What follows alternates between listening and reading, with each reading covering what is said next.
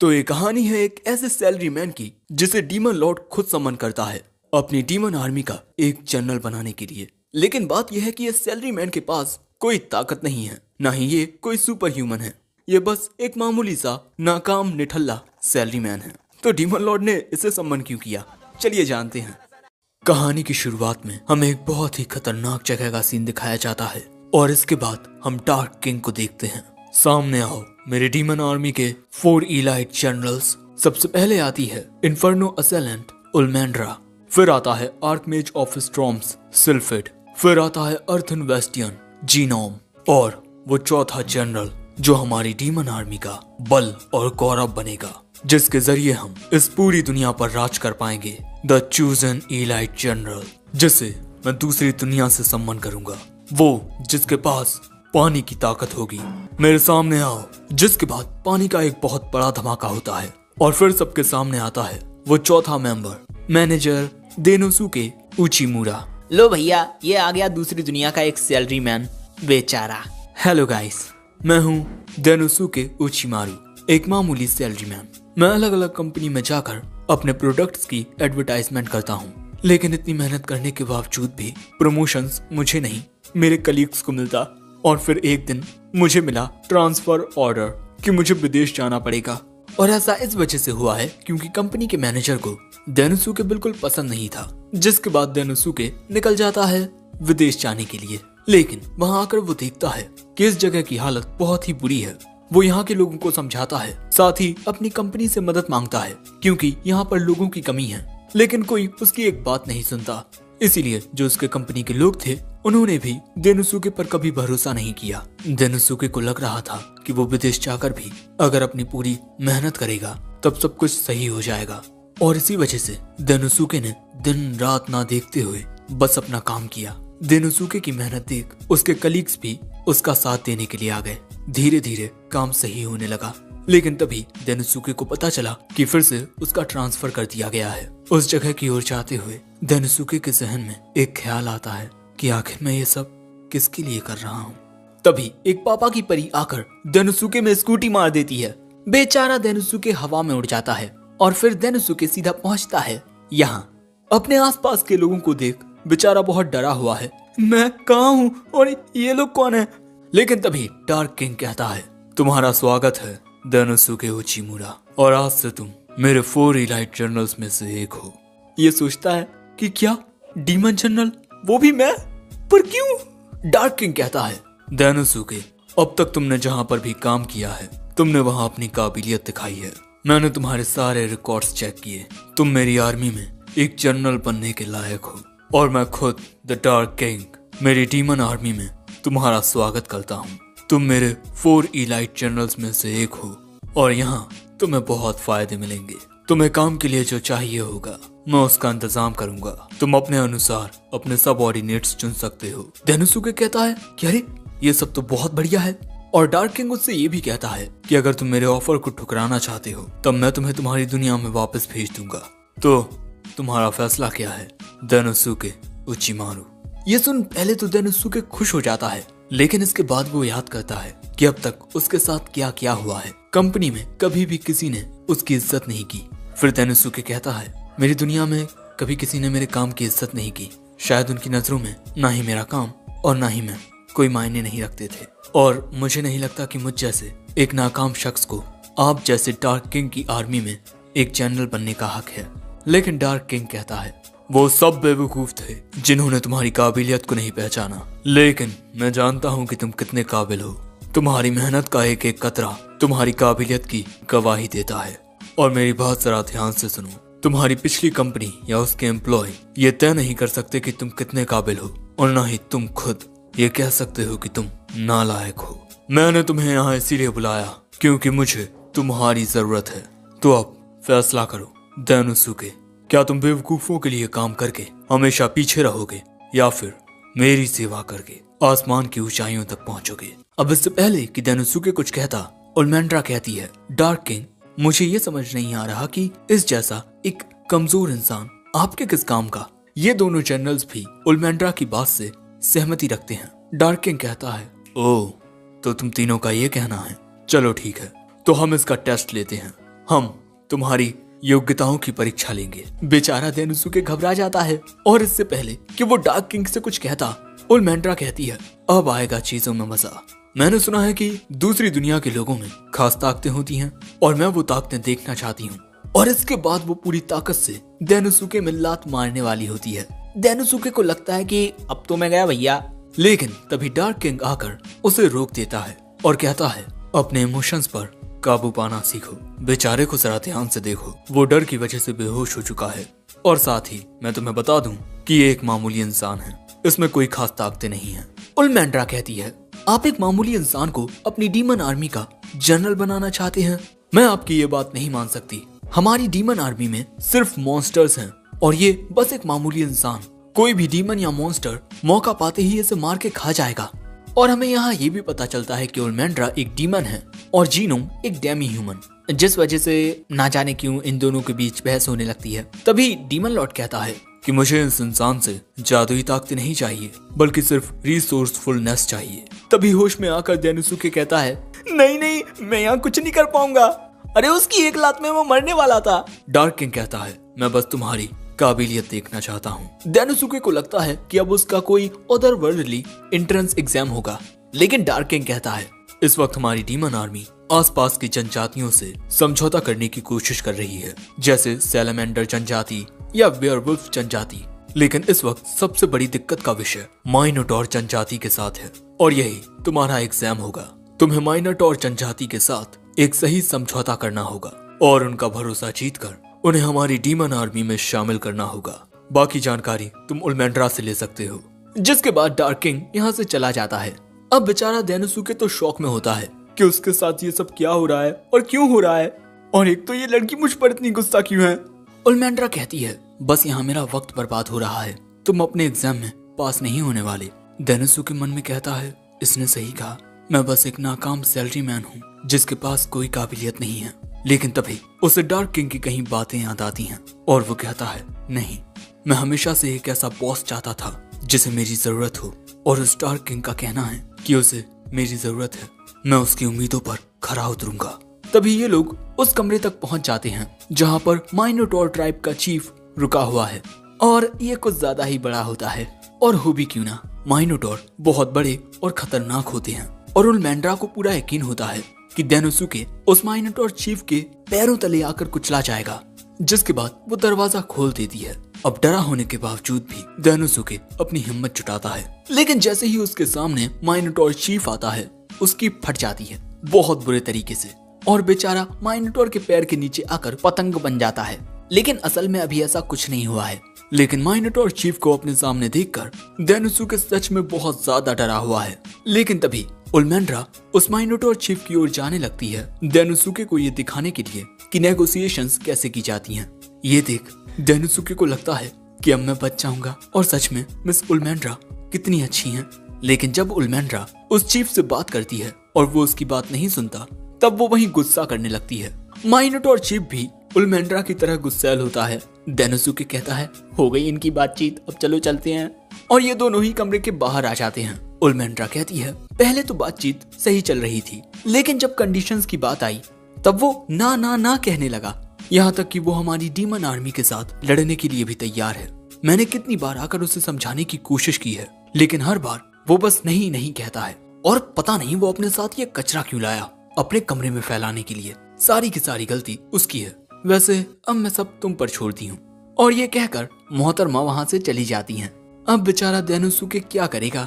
डेनोसुके कह रहा है, अब सब कुछ मुझ पर है, मैं उससे कैसे बात करूंगा। मुझ जैसा इंसान उस खतरनाक क्रिएचर से कैसे बातचीत करेगा। अब जब उसे कुछ समझ नहीं आता, वो सीधा जाता है बार में। डेनोसुके बार में आकर एक कुर्सी पर बैठकर एक टॉवल से अपना मुंह पोंछता है और इसके बाद शराब पीते हुए सोचने लगता है कि अगर क्लाइंट बातचीत करने से इनकार कर दे तब क्या करना चाहिए। शायद एक ऐसा ही केस मैं पहले भी देख चुका हूँ।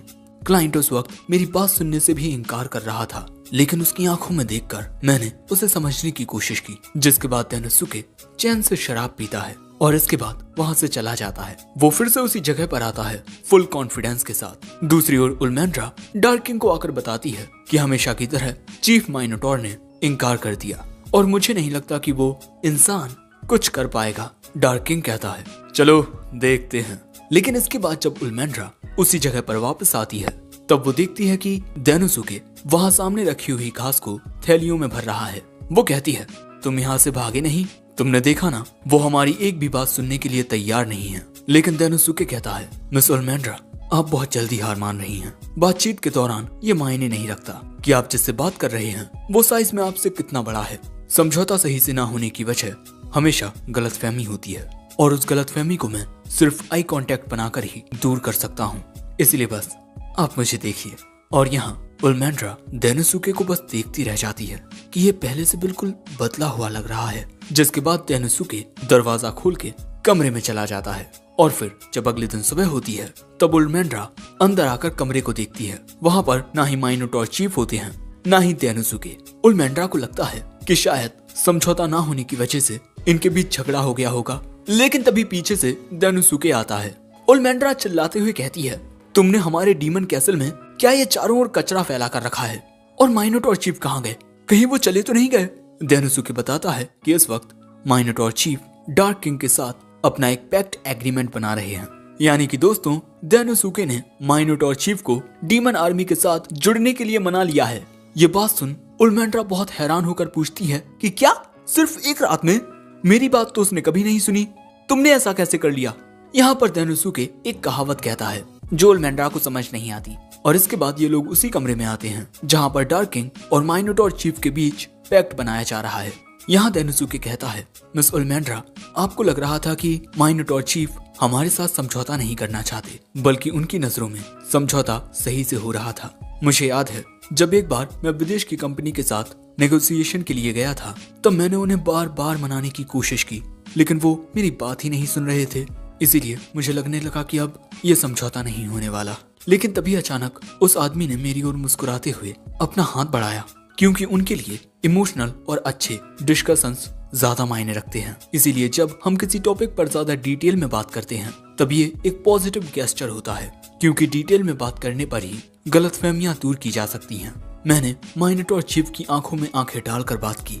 तब उन्होंने मुझे बताया कि जब तुम उनसे नेगोशिएशन की बात करने जाती और गुस्सा कर बैठती तब उन्हें समझ नहीं आता कि आखिर ये गुस्सा क्यों कर रही है। और इसके अलावा माइनोटॉर ट्राइब के लोगों को घास पर लेटना पसंद होता है, और क्योंकि उनके कमरे में घास नहीं थी इसीलिए वो सही से सो नहीं पाए, और सही से ना सोने की वजह से ही वो थोड़े गुस्से में रहते। यानी कि उल्मेंड्रा माइनोटॉर चीफ को सही से समझ नहीं पाई। लेकिन माइनोटॉर चीफ आकर कहता है कि इसमें मेरी भी गलती है, हम दोनों ही एक दूसरे को सही से समझ नहीं पाए, माफ करना। और इसके बाद वो उल्मेंड्रा से हाथ मिलाता है और डेनोसुके को शुक्रिया कहता है, क्योंकि ये सब उसी की वजह से हुआ है। जिसके बाद हम देखते हैं कि माइनोटॉर चीफ अपनी घास लेकर यहाँ से चला जाता है और तभी इनके पास डार्क किंग आकर कहता है मैंने कहा था ना कि डेनोसुके में काबिलियत है, तुमने बहुत अच्छा काम किया डेनोसुके, और मैं तुम्हारा हमारी डीमन आर्मी में एज एन इलाइट जनरल स्वागत करता हूँ। अपना हाथ उठाओ डेनोसुके। डेनोसुके अपना हाथ उठाता है, जिसके बाद डार्क किंग अपनी मैजिकल पावर से एक ब्रेसलेट बनाकर उसे डेनोसुके को पहना देता है। ये वो निशानी है जिससे हर कोई जान जाएगा कि डेनोसुके डीमन लॉर्ड की आर्मी में 4 इलाइट जनरल्स में से एक है। आगे डार्क किंग कहता है तुम्हें किसी और की बात सुनने की कोई जरूरत नहीं है, तुम्हें अपना काम जिस तरह से सही लगे वैसे करो। ये सुन डेनोसुके कहता है शुक्रिया डार्क किंग। लेकिन तभी उल्मेंड्रा डेनोसुके की ओर कुछ इस तरह इशारा करती है, लेकिन इसे समझ ही नहीं आता। बेवकूफ, मैं कह रही हूँ कि अपना हाथ उठाओ। जिसके बाद हम देखते हैं कि ये दोनों अपने हाथ उठा लेते हैं और ये कहती है मैं उल्मेंड्रा हूँ द इन्फर्नो असैलन। ये कहता है और मैं डेनोसुके उचिमुरा हूँ, विदेश से आया मैनेजर। दोस्तों इसी तरह खुद को इंट्रोड्यूस करके उल्मेंड्रा के क्लैन के लोग अपने नए दोस्तों का स्वागत करते हैं। लेकिन तुम इसका कोई गलत मतलब मत निकाल लेना, मुझे अब भी तुम्हारी काबिलियत पर शक है। वो कहता है ठीक है। और इसके बाद एक साथ आगे बढ़ते हुए उल्मेंड्रा कहती है आगे की सारी नेगोशिएशंस भी तुम्हें ही करनी है डेनोसुके। वो कहता है हाँ बिल्कुल मिस उल्मेंड्रा। और ये देख डार्क किंग कहता है इसी तरह एक दूसरे की मदद करते हुए हमारी डीमन आर्मी और भी ताकतवर बनेगी। लेकिन अभी भी हमारी आर्मी पूरी नहीं हुई है और हमारी एकमात्र उम्मीद डेनोसुके उचिमुरा है, वो उम्मीद जो हमें रास्ता दिखाएगी और हमारा वर्चस्व पूरी दुनिया में लहराएगी। और हाँ, इसी के साथ ये एपिसोड 1 एंड होता है। एपिसोड 2 की शुरुआत में हम डेनोसुके को देखते हैं, जो सोच रहा था मुझे इस दूसरी दुनिया में सम्मन किया गया है, वो भी डीमन आर्मी का एक जनरल बनाकर, और अब मेरे पास खुद का ऑफिस भी है, जो मैंने कभी सोचा नहीं था कि मुझे कभी मिलेगा। लेकिन मैं अभी भी काफी परेशान हूँ, क्योंकि ना जाने डार्क किंग को मुझ जैसे नाकाम और निठल्ले सैलरी मैन में ऐसा क्या दिख रहा है जो उन्होंने मुझे अपना एक जनरल बना लिया। लेकिन इसके बाद जैसे ही डेनोसुके खिड़की खोलता है, उसके कमरे में काफी सारे डीमन चमगादड़ आ जाते हैं और डर के मारे वो जोर से चिल्लाता है। अब इसके बाद डेनोसुके डिसाइड करता है कि उसे दूसरे जनरल्स के साथ अपने तालमेल अच्छे से बनाने होंगे, इसीलिए सबसे पहले वो सिल्फिड के पास आता है। लेकिन तभी एक लड़की दरवाजा खोलकर पूछती है कि तुम कौन हो। ये कहता है मेरा नाम डेनोसुके है और हाल ही में मैं 4 ग्रेट जनरल्स में से एक बना हूँ और मैं यहाँ मिस्टर सिल्फिड से मिलने आया हूँ। लेकिन वो लड़की बताती है कि इस वक्त मिस्ट्रेस सिल्फिड यहाँ नहीं है, यानी कि सिल्फिड एक लड़की है और मैं बेलिंडा हूँ, उनकी असिस्टेंट, और मैं उन्हें आपके आने के बारे में बता दूंगी। अब आप यहाँ से जा सकते हैं। डेनोसुके कहता है अरे इनसे तो मैं नहीं मिल पाया, चलो दूसरे के पास चलते हैं। लेकिन तभी वहाँ उलमैंड्रा आ जाती है और वो डेनोसुके को बताती है कि डार्क किंग उसे बुला रहे हैं, उसके लिए एक नया काम आया है। अब अगले सीन में डार्क किंग डेनोसुके को बताते हैं कि अब उसे ओग्रे ट्राइब के साथ समझौता करना होगा। हमारी डीमन आर्मी एक एमर्जिंग फोर्स है, इसीलिए हमें चारों ओर के आसपास के इलाकों से मदद चाहिए होगी ताकि हम और भी ज्यादा ताकतवर बन पाएं। और इस वक्त डेमी ह्यूमंस में ओग्रे ट्राइब काफी ज्यादा प्रभावशाली है और उनकी मिलिट्री फोर्स हमारे जितनी ही ताकतवर है, लेकिन वो हमारे साथ जुड़कर काम नहीं करना चाहते और उन्हें अपना दुश्मन बनाकर हमें काफी ज्यादा नुकसान हो सकता है। अब तक काफी लोग ओग्रे ट्राइब को समझाने के लिए जा चुके हैं, लेकिन हर बार वो मानने से साफ इनकार करते थे। लेकिन मैं जानता हूँ तुम ये काम कर लोगे डेनोसुके। जाओ, जाकर ओग्रे ट्राइब के साथ समझौता करो। उलमैंड्रा कहती है मुझे इस बार भी तुम्हारा साथ देने के लिए चलना पड़ेगा, लेकिन मैं इस वजह से तुम्हारे साथ नहीं चलूंगी कि मुझे तुम्हारी चिंता है। लेकिन इसके बाद जाते हुए उलमैंड्रा कहती है डेनोसुके हम दोनों ही बिग 4 का हिस्सा हैं, इसीलिए हम एक और बार एक साथ काम करेंगे। डेनोसुके कहता है कि ठीक है, लेकिन मुझे पहले मिस जीनोम से जाकर मिलना है, क्योंकि मिस जीनोम ही डेमी ह्यूमन फोर्सेस की लीडर हैं और ओग्रे ट्राइब भी डेमी ह्यूमंस में आती है, तो शायद मिस जीनोम हमारी कुछ मदद कर पाए। लेकिन तभी उलमैंड्रा अब डेनोसुके के साथ जाने से मना कर देती है, ये कहकर कि उसे कोई और काम याद आ गया है। डेनोसुके कहता है ठीक है, तब मैं अपने काम पर जाता हूँ और तुम अपने काम पर जाओ। लेकिन हम साफ देख सकते हैं कि उलमैंड्रा किसी बात से तो नाखुश हुई है, जिसके बाद हम कुछ डेमी ह्यूमंस को देखते हैं जो अपनी ट्रेनिंग कर रहे थे। और इसके बाद मिस जीनोम सभी डेमी ह्यूमंस से कहती हैं तुम सभी की फाइटिंग स्किल्स दिन ब दिन इम्प्रूव हो रही हैं, अब तुम थोड़ा आराम कर सकते हो। और इसके बाद वो डेनोसुके से जाकर पूछती है तो आप यहाँ क्या कर रहे हैं। वो कहता है कि मैं यहाँ ओग्रे ट्राइब के बारे में पूछने आया हूँ, क्योंकि डार्क किंग ने अब मुझे ओग्रे ट्राइब के साथ समझौता करने के लिए कहा है। जो सुन मिस जीनोम कहती हैं कि ओग्रे ट्राइब के चीफ ओगुरे को समझा पाना काफी मुश्किल होगा, क्योंकि उसे एक डिक्टेटर भी माना जाता है। बाकी सब तुम खुद देख लेना और जल्दी से मेरी नजरों के सामने से इस वाहियात चीज को हटाओ, क्योंकि उस जैसी डीमन को देख मेरे सबऑर्डिनेट्स को अच्छा नहीं लग रहा। तभी डेनोसुके अपने पीछे देखता है कि उसके पीछे बहुत ही ज्यादा गुस्से में उलमैंड्रा होती है। अरे आप यहाँ क्या कर रही हैं मिस उलमैंड्रा। वो कहती है तुम्हें आने में देर हो रही थी, इसीलिए मैं तुम्हें लेने आई। और तुमने मुझे वाहियात चीज कैसे कहा। तुम्हारे कान बंद करने से कुछ नहीं होगा, मेरी बात सुनो, मैं कुछ कह रही हूँ। डेनोसुके सोचता है कि क्या यार, ये हमेशा गुस्सा करती रहती है। जिसके बाद हमें ओग्रे ट्राइब का महल दिखाया जाता है, जहाँ के गार्ड्स ने इन दोनों को अंदर जाने से रोक दिया है, क्योंकि जब तक इनके चीफ इन्हें परमिशन नहीं देते ये दोनों अंदर नहीं जा सकते। जो देख डेनोसुके सोचता है डार्क किंग ने सही कहा था, ये नेगोशिएशन बहुत ज्यादा मुश्किल होने वाली है। लेकिन तभी डेनोसुके ये देख घबरा जाता है कि फिर से उलमैंड्रा को गुस्सा आने लगा है। लेकिन तभी अंदर से एक फीमेल ओग्रे आकर कहती है आप दोनों ने इतना इंतजार किया, उसके लिए शुक्रिया, अब आप दोनों अंदर आ सकते हैं। जिसके बाद ये दोनों उस लड़की के साथ अंदर जाने लगते हैं। यहाँ पर आते वक्त डेनोसुके अपने चारों ओर देख रहा था। तभी उलमैंड्रा उससे कहती है कि चौकन्ने रहना, क्योंकि ओग्रे ट्राइब काफी ज्यादा ताकतवर है और इस बार हमें काफी दिक्कत होने वाली है। डेनोसुके मन में कहता है मिस जीनोम ने ये खुद कहा है कि ओग्रे चीफ को उसके दुश्मन एक डिक्टेटर मानते हैं। जिसके बाद ये लोग एक और गेट के सामने पहुंचते हैं और इसके आगे इन दोनों को ही जाना होगा। जिसके बाद ये दोनों इस कमरे के अंदर जाने लगते हैं और अंदर आते ही इन्हें सामने दिखाई देता है ओग्रे ट्राइब का चीफ ओगुरे। इन दोनों को देख ओगुरे कहता है, तुम चिरकुट हमेशा मेरी इजाजत के बिना आते हो। मैं तुम्हें बता दूं कि जब तक मैं जिंदा हूँ मैं तुम लोगों को कोई इजाजत नहीं देने वाला। अगर तुम कुछ करना ही चाहते हो तो हमारी आर्मी के सामने सरेंडर कर दो, और अगर तुम चाहते हो कि मैं तुम्हारे साथ कोई समझौता करूं तो मेरी एक शर्त है, तुम्हें मेरे कदमों में अपने डार्क किंग का सिर लाकर रखना होगा। लेकिन उसकी ये बात सुन उल्मेंड्रा के सब्र का बांध टूट जाता है और वो कुछ कहने ही वाली थी, लेकिन तभी देनुसुके उसे रोक देता है और खुद कहता है, आपने अपना कीमती वक्त निकालकर हमें जो ऑफर दिया है हम उसके बारे में जरूर सोचेंगे। और इसके बाद वो उल्मेंड्रा को लेकर वहाँ से जाने लगता है। अब बाहर आकर उल्मेंड्रा अपना पूरा गुस्सा निकालती है, वो बुढ़ा, मैं उसके टुकड़े टुकड़े करके कुत्तों को खिला दूंगी। लेकिन देनुसुके उल्मेंड्रा को समझाता है कि वो ओग्रे चीफ यही चाहता है, वो हमें गुस्सा दिलाकर इस नेगोशिएशन को पूरी तरह से बर्बाद करना चाहता है। भले ही उस ओग्रे चीफ को हमारे साथ समझौता करने में कोई दिलचस्पी ना हो, लेकिन वो एक क्लैन का लीडर है और लीडर होने के नाते वो नहीं चाहेगा कि उसके ट्राइब को बेफजूल में ही खतरे का सामना करना पड़े। इसीलिए वो अपनी बातों से हमें गुस्सा दिलाकर डार्क किंग से यही कहेगा कि तुमने ये कैसे लोग भेजे थे नेगोशिएशन के लिए, मुझ पर ही चिल्ला कर गए हैं। उल्मेंड्रा पूछती है, क्या तुम्हें उसकी बातों से गुस्सा नहीं आया? वो कहता है, हाँ बिल्कुल आया, लेकिन इस वक्त हमें अपने गुस्से पर काबू रखना होगा, वरना इससे डार्क किंग को परेशानी हो सकती है। अगर इस वक्त वो हमारे साथ समझौता नहीं करना चाहते तब हम उन्हें फोर्स नहीं करेंगे, वरना इससे बात और बिगड़ जाएगी। सो उल्मेंड्रा पूछती है, तो अब हम क्या करें? अब इससे पहले कि देनुसुके कुछ सोचता, ये मोहतरमा यहाँ आ जाती हैं और ये ओ लुलू है, ओगुरे की बेटी। ये जान उल्मेंड्रा कहती है, अब तुम हमसे क्या चाहती हो? ओ लुलू कहती है, मैं चाहती हूँ कि तुम मेरे पिता ओगुरे को उनकी गद्दी से हटवा दो।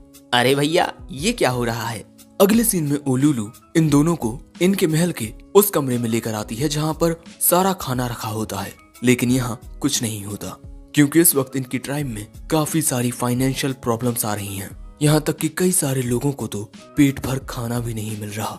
जो जान देनुसुके कहता है, मुझे लग ही रहा था, मैंने देखा कि उन गार्ड्स के आर्मर थोड़े टूटे हुए हैं। कैसल में भी चारों ओर अंधेरा छाया हुआ है और अक्सर बड़ी कंपनियों के साथ ऐसा ही होता है। जब तक चेन ऑफ कमांड सिंपल रहती है सब कुछ सही चलता है, लेकिन इसके टूटने के बाद दिक्कतें आना शुरू होती हैं और यही इस वक्त यहाँ हो रहा है।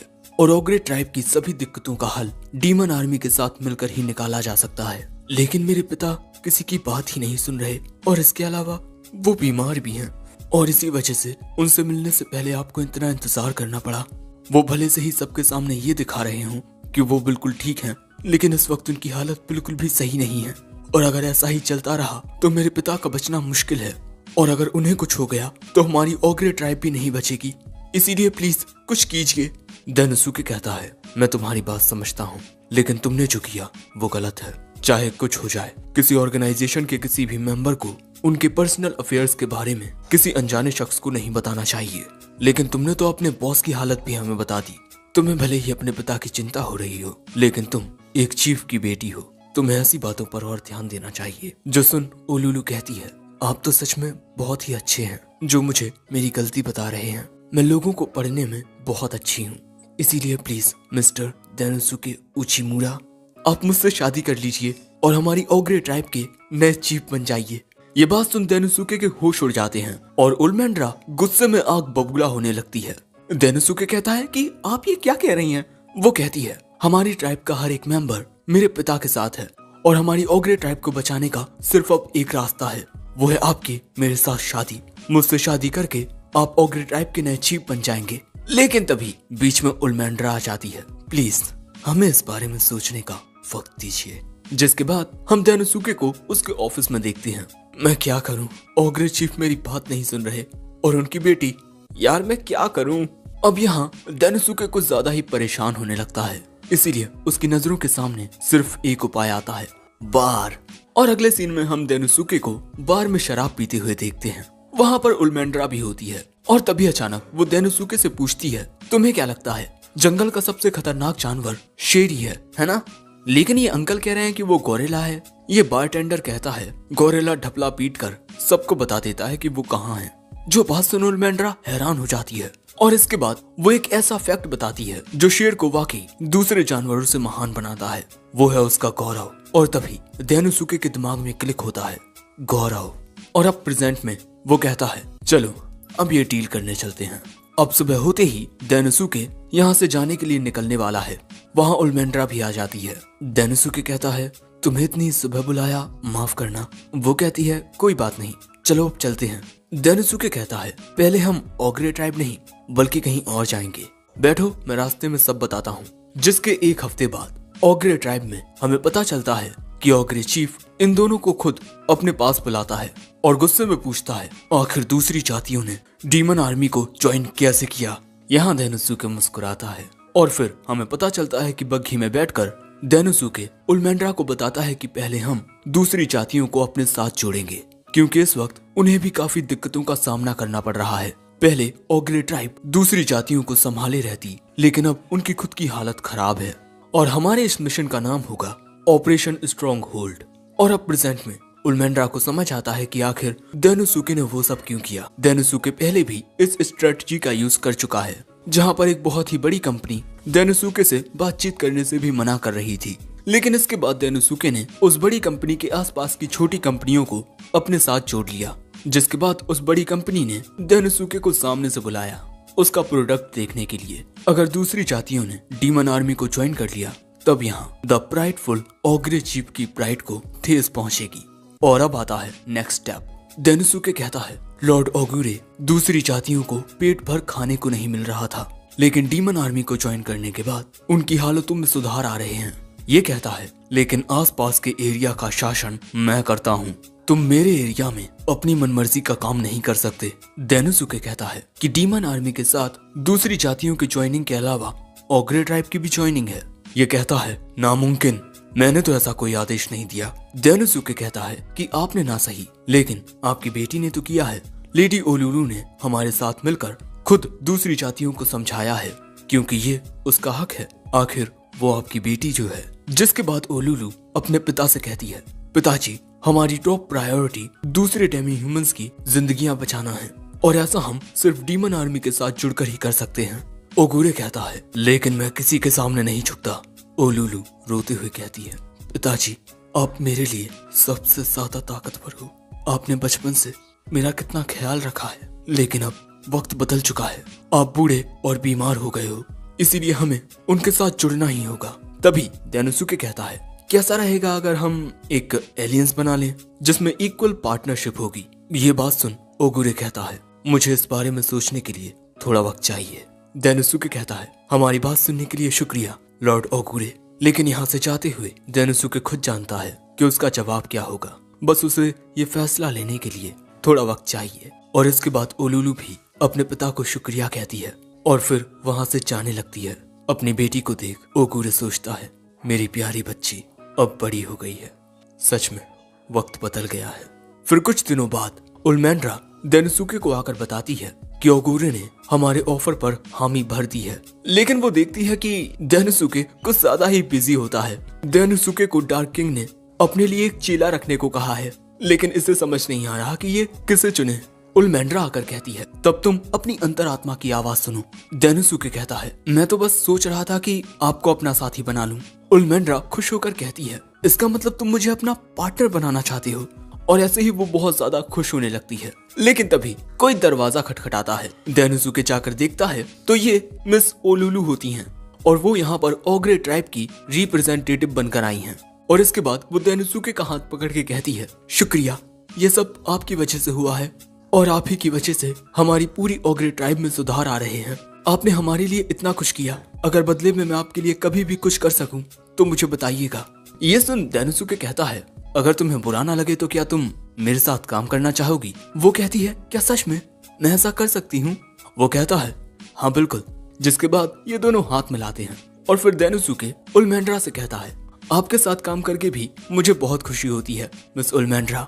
लेकिन डेनोसुके से गुस्सा होकर उल्मेंड्रा कहती है, मैं तुम्हारी साथी नहीं राइवल हूँ।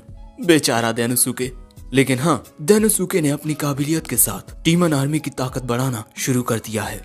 देखने में और भी मजा आएगा कि आगे डेनोसुके और क्या क्या करता है। एपिसोड 3 की शुरुआत में हम डेनोसुके को देखते हैं जो सुबह होते ही अपना कुछ काम करने लगता है।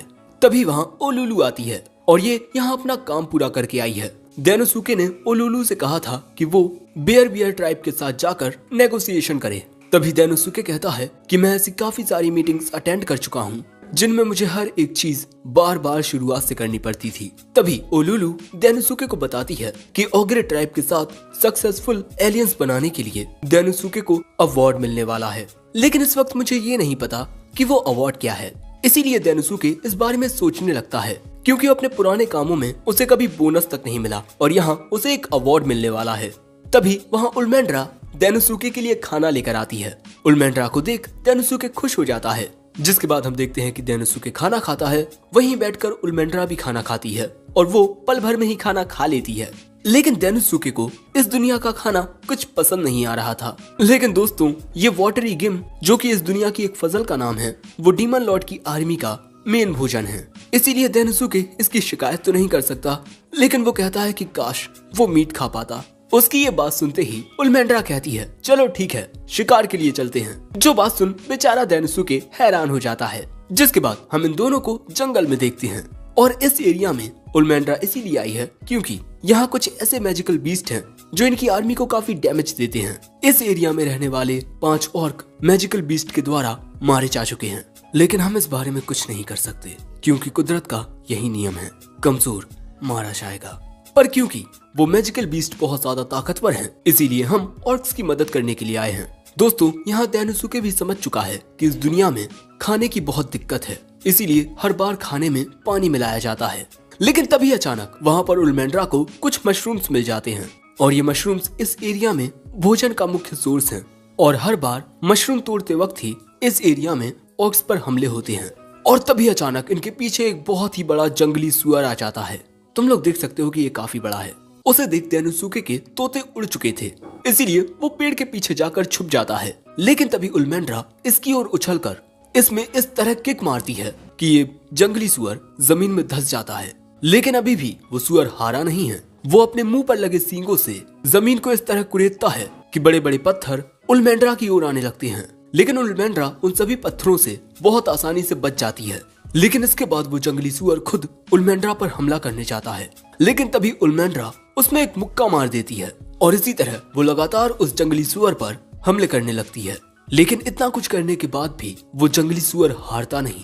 ये देख डेनोसुके सोचता है जानवरों के मुकाबले इंसानों में बहुत कम ताकत होती है, इसीलिए इंसान ऐसे बीस्ट या जानवरों को मारने के लिए हथियारों का इस्तेमाल करते हैं। लेकिन उल्मेंड्रा इस जंगली सुअर से बिना किसी वेपन के लड़ रही है और यही बात डेनोसुके को समझ नहीं आती कि आखिर इसके पास कोई हथियार क्यों नहीं है। लेकिन अगले ही पल में उल्मेंड्रा अपने हाथ को इस तरह बढ़ाकर कहती है तुम्हें मारने के लिए अब मुझे यही करना होगा। और अचानक ही हम देखते हैं कि उल्मेंड्रा की बॉडी से काफी रोशनी निकलने लगती है और फिर हम देखते हैं कि उल्मेंड्रा के इस हाथ पर एक नया आर्मर आ जाता है और फिर उल्मेंड्रा कहती है अब आओ मेरी ओर अपनी पूरी ताकत से।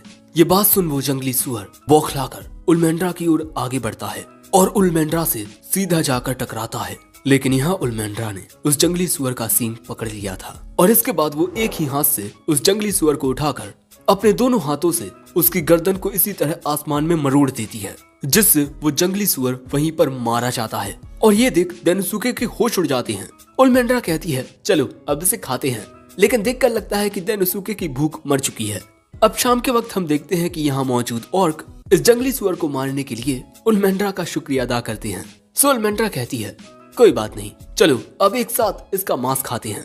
लेकिन डेनोसुके नोटिस करता है कि ये जंगली सुअर और ये ऑर्क एक जैसे दिखते हैं और ये ऑर्क इस जंगली सुअर को खाने के लिए बहुत उत्साहित थे।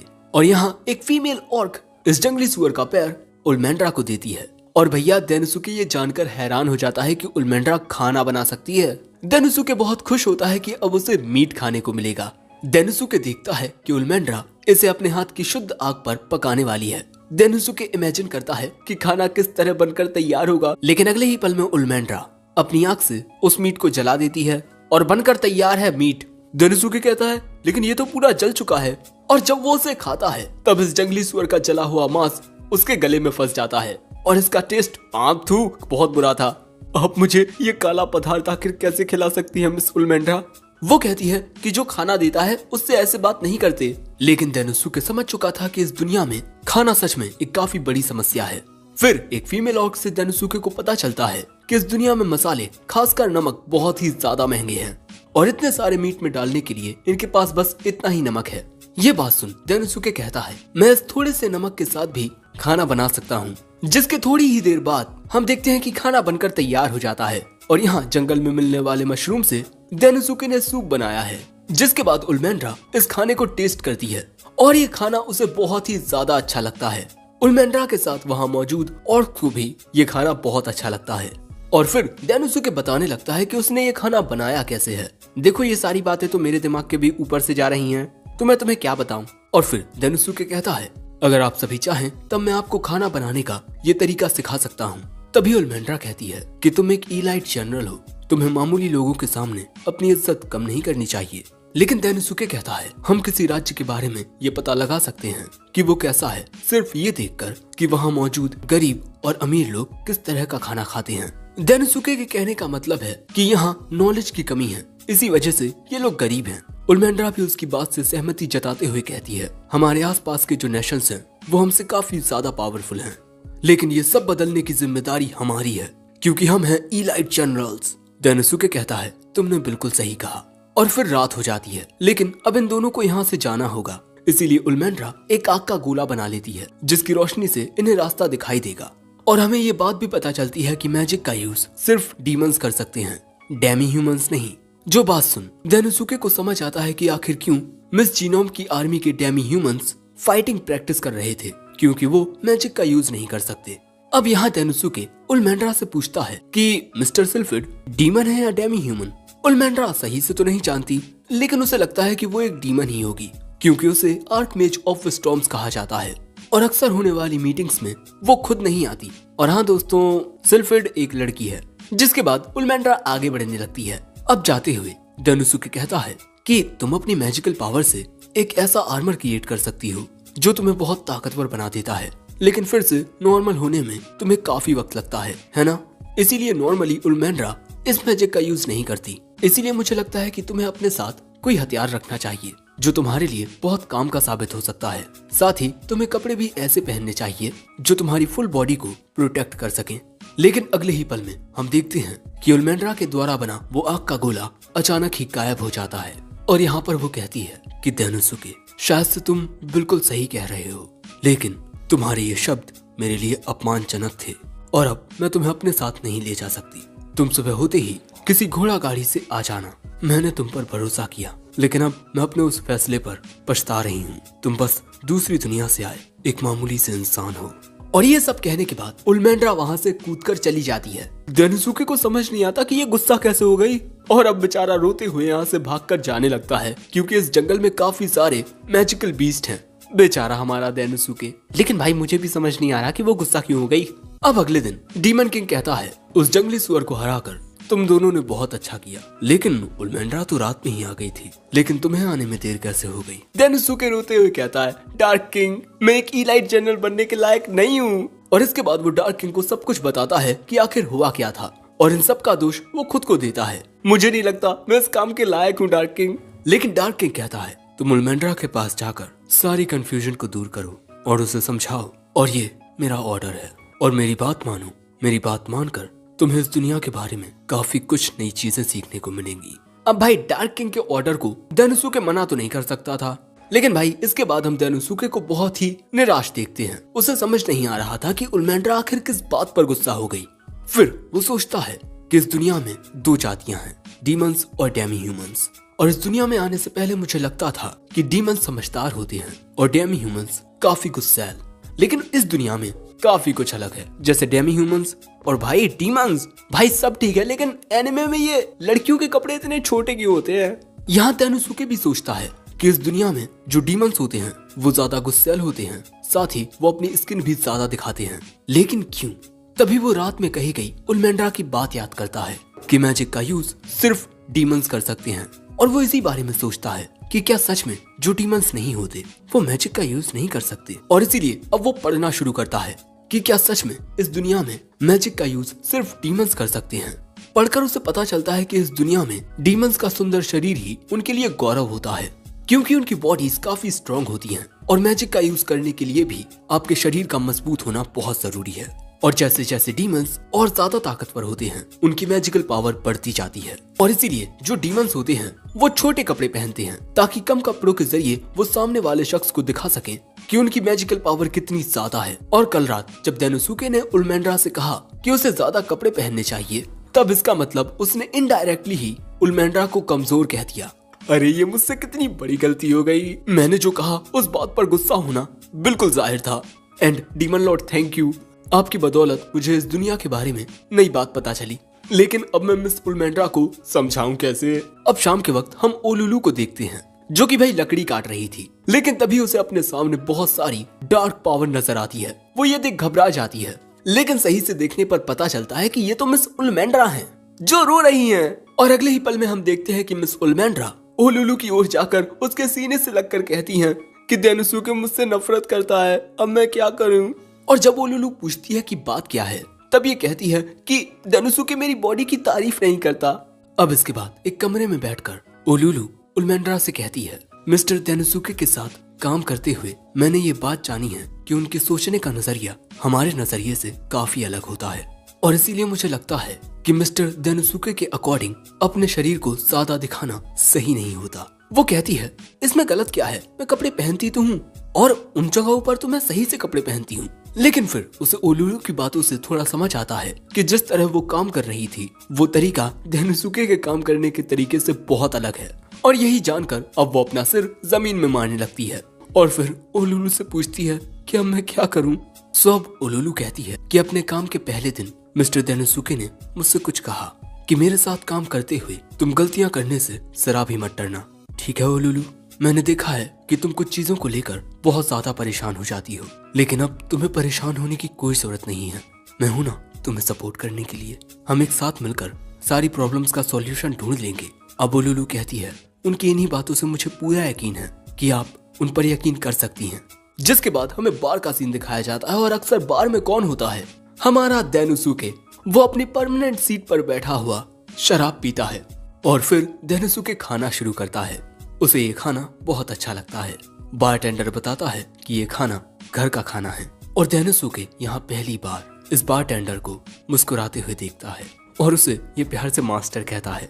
और तभी अचानक उसे एक बात समझ आती है, जिसके बाद हम डेनोसुके को दौड़ते हुए देखते हैं। वो दौड़ते हुए उल्मेंड्रा को ढूंढ रहा था, दूसरी ओर उल्मेंड्रा भी डेनोसुके को ही ढूंढ रही थी। तभी उल्मेंड्रा को ढूंढते हुए डेनोसुके को उल्मेंड्रा दिख जाती है, जो हमें वहां सीढ़ियों से नीचे दिखाई दे रही है।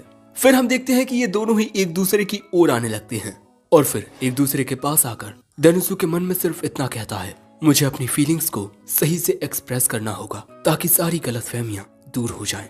लेकिन पहले उल्मेंड्रा कहती है, मैं अजीब नहीं हूँ, मैं बस चाहती हूँ कि तुम मेरे शरीर की तारीफ करो। वो कहता है, मिस उल्मेंड्रा, मुझे लगता है कि आपकी बॉडी बहुत खूबसूरत है। अब भाई ये दोनों ही एक दूसरे से कुछ बहुत ही अलग कह देते हैं। और इसके बाद डेनोसुके जो गलतफहमी हुई थी कल, उसे दूर करने लगता है कि कल उसने जो उल्मेंड्रा से कहा उसका कोई गलत मतलब नहीं था। वो अपने तरीके से उल्मेंड्रा के शरीर की तारीफ ही कर रहा था, और मुझे ये पता नहीं था कि आप डीमंस के लिए अपना शरीर दिखाना कितना ज्यादा मायने रखता है। प्लीज मुझे माफ कर दीजिए। लेकिन वो कहती है कि मुझे मनाने के लिए तुम डीमंस के बारे में रिसर्च कर रहे थे। सच में तुम बहुत ही प्यारे बेवकूफ हो। और फिर उल्मेंड्रा भी डेनोसुके से माफी मांगती है, क्योंकि वो भी अपना नजरिया उसके ऊपर थोप रही थी। तभी डेनोसुके कहता है, हम दोनों को एक दूसरे के बारे में नई नई बातें पता चली। आपको नहीं लगता हम दोनों बहुत अच्छे पार्टनर्स बनेंगे? ये बात सुन उल्मेंड्रा का चेहरा टमाटर की तरह लाल हो जाता है। डेनोसुके मन में कहता है कि अब मैं बिना किसी फिक्र के मिस उल्मेंड्रा के साथ काम कर सकता हूँ। लेकिन उल्मेंड्रा सोचती है कि कहीं इसने मुझे अभी प्रपोज तो नहीं किया ना। अब भाई आगे क्या होगा पता नहीं। लेकिन अगले सीन में हम डार्क किंग को देखते हैं, जो वहाँ मौजूद सभी डेमी ह्यूमंस और डीमंस के सामने डेनोसुके से कहते हैं कि तुमने डीमन आर्मी और ओग्रे ट्राइब के बीच समझौता करके एक बहुत बड़ा काम किया है, इलाइट जनरल डेनोसुके उचिमुरा, और इसीलिए मैं तुम्हारी इस कामयाबी पर तुम्हें एक मैजिक स्टोन देना चाहता हूँ। लेकिन ये मैजिक स्टोन पाकर डेनोसुके कहता है, आपने मेरी तारीफ की, इसके लिए शुक्रिया माय लॉर्ड, लेकिन मैं ये सब अकेले अचीव नहीं कर सकता था। जिसके बाद डेनोसुके सीधा उल्मेंड्रा की ओर जाता है, घुटनों पर बैठकर ये मैजिक स्टोन उल्मेंड्रा के सामने कर कहता है, thank you so much miss उलमेंड्रा, प्लीज आप इसे एक्सेप्ट कीजिए। लेकिन यहाँ वो कहती है तुम बेवकूफ हो गया, क्योंकि दोस्तों डेनोसुके को ये बात नहीं पता कि अपने ऑपोजिट जेंडर को इस दुनिया में एक मैजिक स्टोन देना शादी के लिए पूछना होता है। यहाँ उलमेंड्रा चिल्लाकर कहती है कि तुम्हें मुझे ये मैजिक स्टोन अकेले में देना चाहिए था, मैं इतने लोगों के सामने इसे एक्सेप्ट नहीं करूंगी। लेकिन हम देखते हैं कि मिस सिल्फिड की असिस्टेंट बेलिंडा किसी मैजिक स्टोन के जरिए ये सब देखकर मुस्कुरा रही थी। पर क्यों, ये जानेंगे अगले एपिसोड में। एपिसोड 3 यहीं एंड होता है।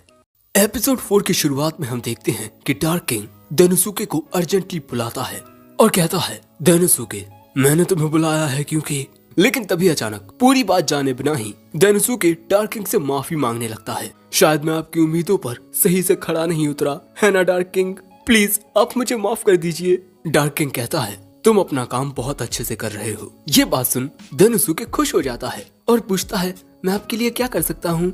डार्क किंग कहता है डेनोसुके तुम डीमंस और डेमी ह्यूमंस के रिलेशनशिप के बारे में क्या सोचते हो। डेनोसुके कुछ देर सोचकर कहता है मेरे हिसाब से उनके बीच बहुत सारी असमानताएं हैं। डीमंस के पास ज्यादा एडवांटेज है क्योंकि वो मैजिक का यूज कर सकते हैं। डार्क किंग कहते हैं तुमने बिल्कुल सही कहा, इसीलिए मैं चाहता हूँ कि तुम कोई ऐसा तरीका ढूंढो जिससे हर कोई मैजिक का यूज कर सके।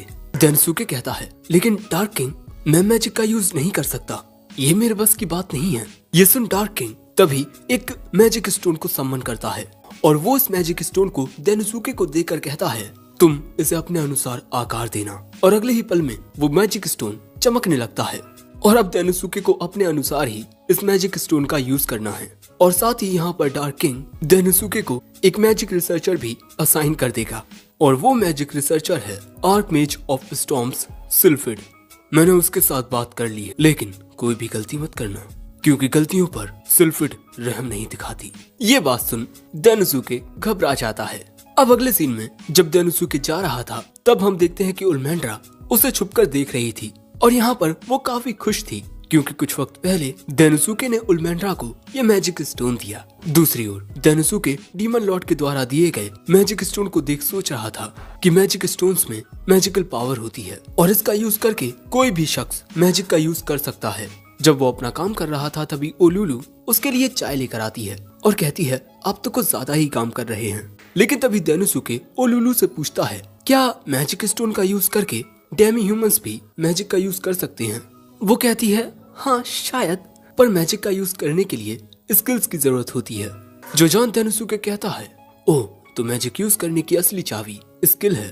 और फिर वो मन में कहता है मुझे इस दुनिया की मैजिकल पावर के बारे में और जानना होगा, जिसके लिए मुझे मिस्टर सिल्फिड से बात करनी होगी। जिसके बाद वो मिस्टर सिल्फिड से मिलने उनके कमरे के पास आकर दरवाजा खटखटाता है, लेकिन दरवाजा मिस्टर सिल्फिड की असिस्टेंट बेलिंडा खोलती है। लेकिन उसे पता नहीं होता कि डेनोसुके कौन है। डेनोसुके उसे बताता है कि वो 4 इलाइट जनरल्स में से एक है और वो यहाँ डीमन लॉर्ड के ऑर्डर पर आया है।